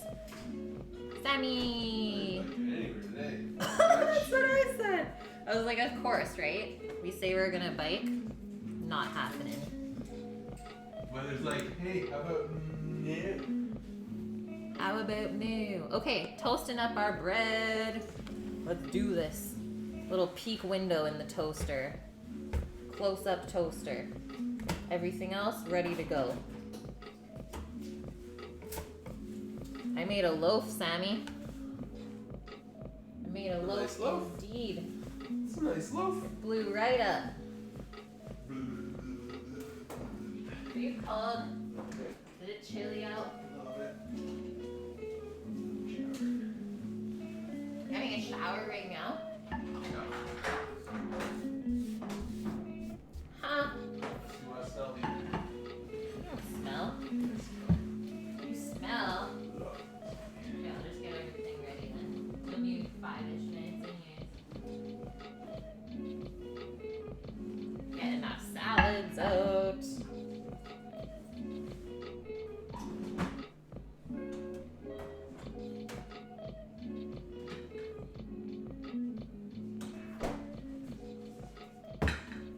move this over.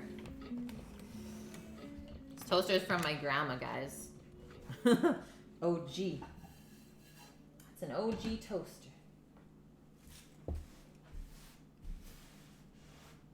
Oh no. Don't wreck the bread.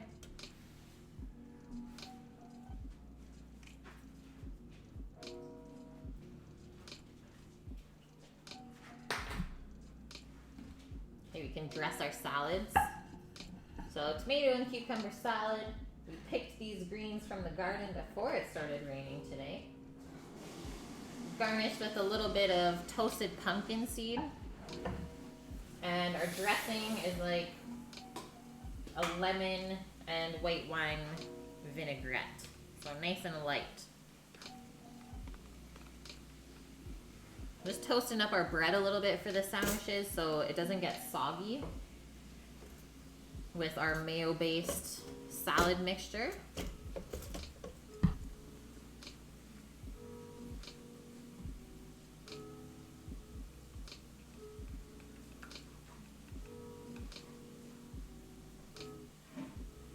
I always like to dress my salads right before we eat so that the greens stay nice and crisp.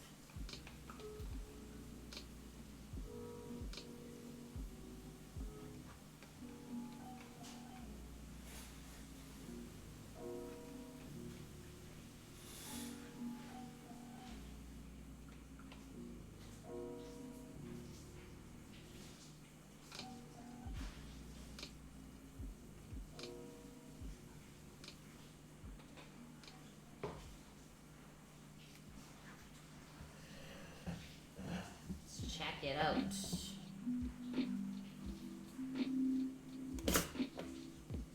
You don't even have to go too dark on the bread. It's like a little toast. That's all you need. Ooh, that one got really nice. Really, really nice. Okay, start to build our first sandwich. So I always like to put the lettuce on the bottom slice of bread so that it kind of protects it from getting soggy as well. And since our chicken salad is mayo based, we don't have to add any mayo onto the bread. Put some nice greens on there. And then that way the chicken salad's also gonna weigh that down. Make it a little bit easier for us to eat. Now we just pile it up. Couple of nice scoops. Scoop de doops.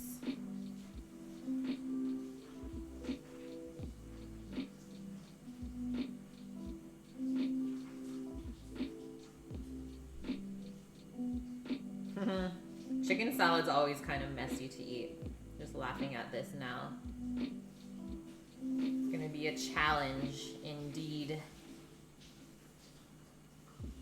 That looks like a good amount, I think. Oh no! We're losing it. It's spilling off. No!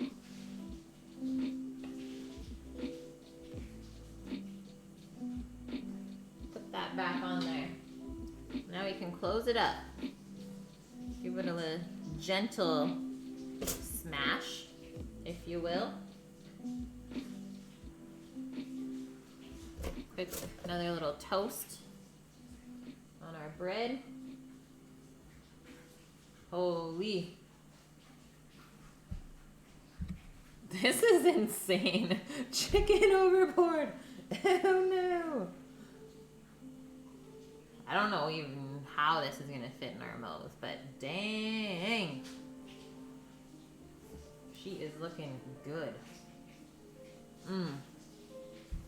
It's so flavorful.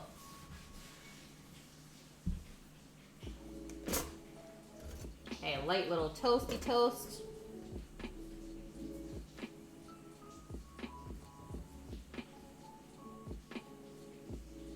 Once again, little bed of greens on the bottom.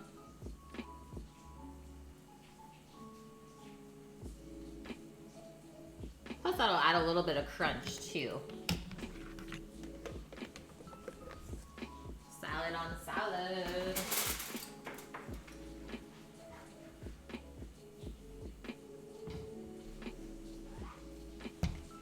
That's what he said. For once in our lives.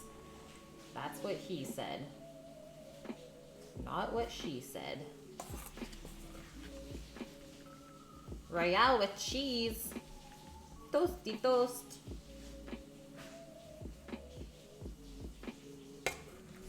I don't think it gets much fresher than this, really. Homemade bread, rotisserie chicken, garden greens. Will be just fine. Look how much we have left still. That's some meal prep indeed. One more spoonful in the front here.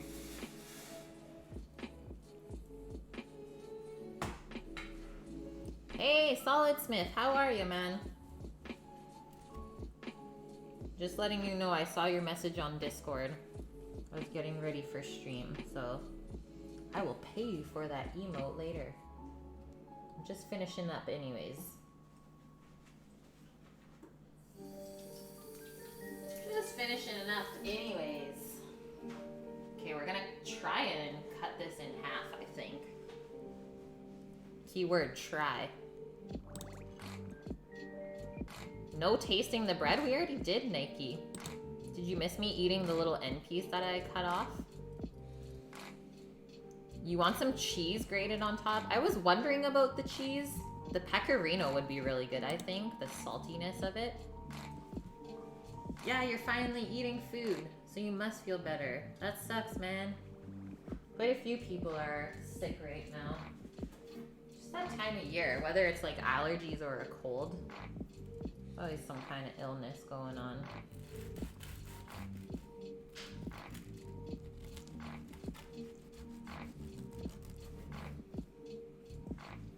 Hopefully I didn't make that too messy.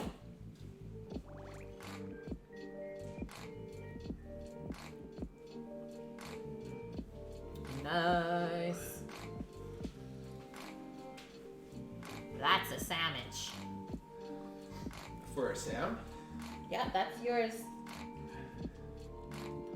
Just put that back in the fridge, I think. Yeah, I'm gonna eat this off the cutting board. Mmm.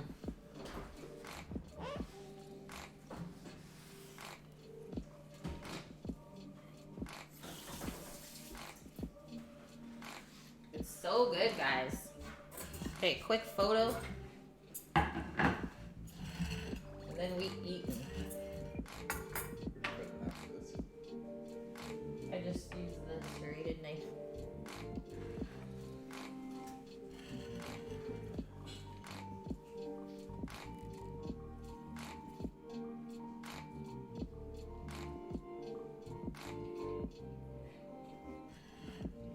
Get that close up.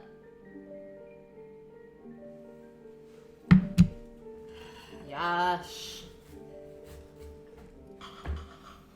Yeah, a spoonful of chicken salad helps the medicine go down.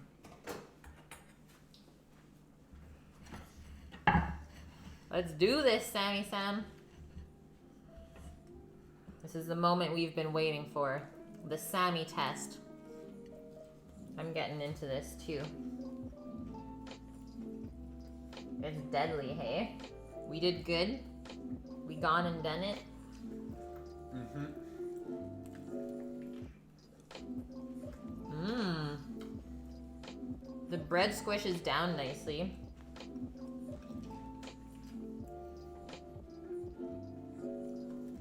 Good flavor.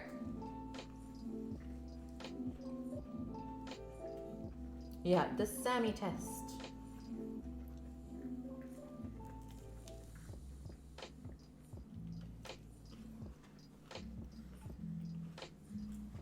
I just got out of the shower. She's a little chilled from outside. I think it cooled off a little bit. Mm-hmm. I love the apple crunch. Mm-hmm.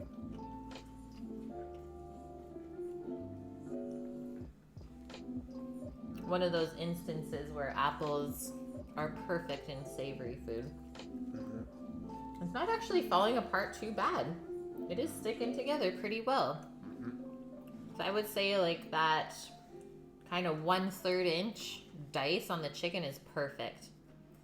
He's a hoodie foodie.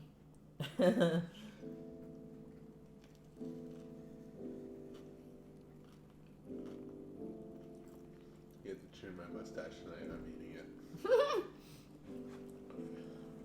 I keep on biting down on it here. Don't eat your mustache.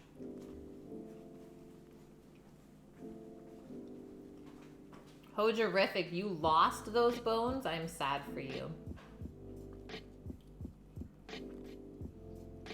The lettuce is actually really helping in this sandwich to not make it too soggy and fall apart. The foodie hoodie. I love that. Have you fed the sheep? Mm-hmm. You have? Mm-hmm. I did right at 4. Right at 4? But she was yelling at us on stream. Holy.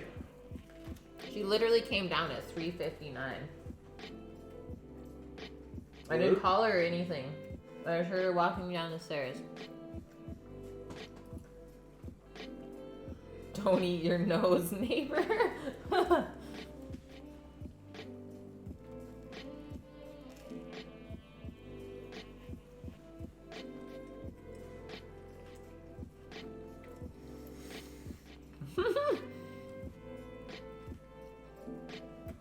Anuris, how are you?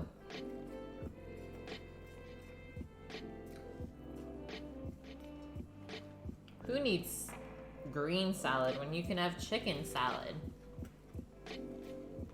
Way better.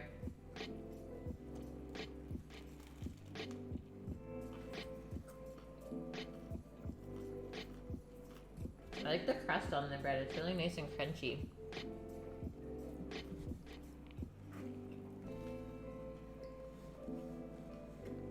What's that?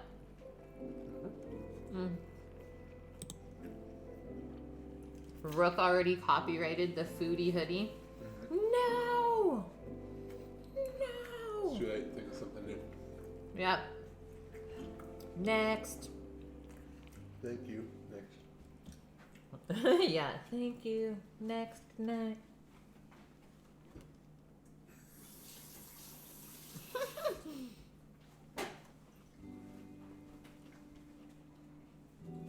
Imagine that. Just build the bib so it like flips out. That's perfect, Rook.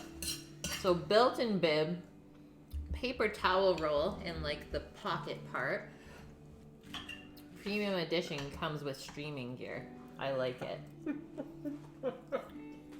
To stream your favorite restaurants.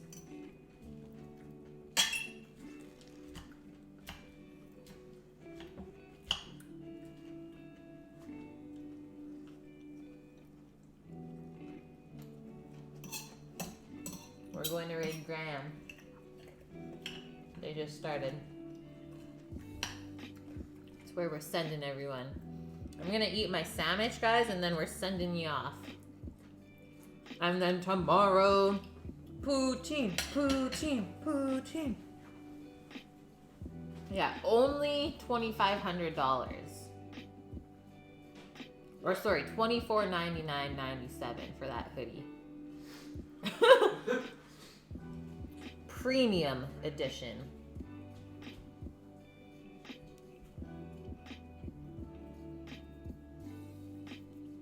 That's a steal of a deal.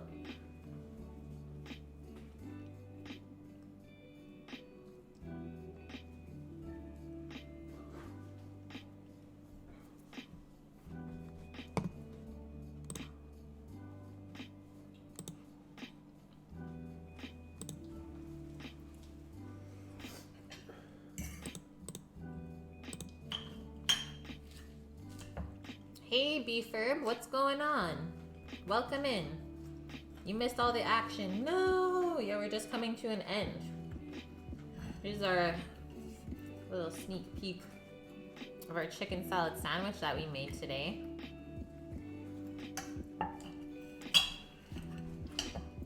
Yeah, just put it on, Rook, and forget it. We made the bread homemade. We picked the lettuce from the garden for the salad. Did the chicken in the rotisserie. It was a fun stream.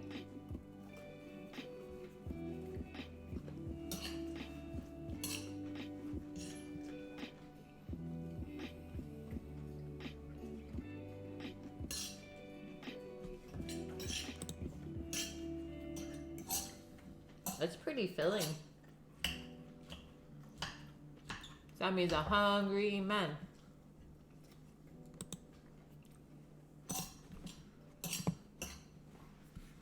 How long have we been going? Where are we at? Okay. I'm gonna send you guys off. Let's go visit Tabatai Cooking, Graham and Amanda. See what they're making for dinner tonight. I will see you guys tomorrow. I think I'll be starting probably around 2 p.m. PST. And we are making Canadian food by request for Nike 2G and Monastache. So maple bacon poutine, Nanaimo bars, it's going down. Homemade gravy, cheese curds, fries, all sorts of delicious things. So I'll see you guys tomorrow. I hope you have a wonderful day or night wherever you are. Yeah. No time off. Thank you for the 7-month resub. Whoop whoop.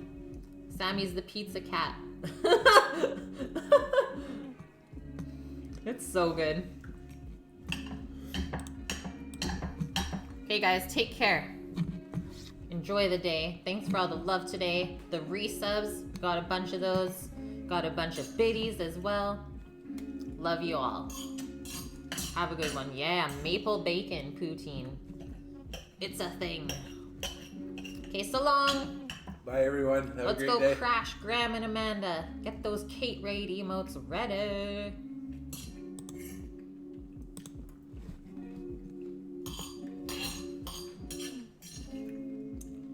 Three, 2, 1. Sammy, say bye. Bye. Bye. Love you too, Nike.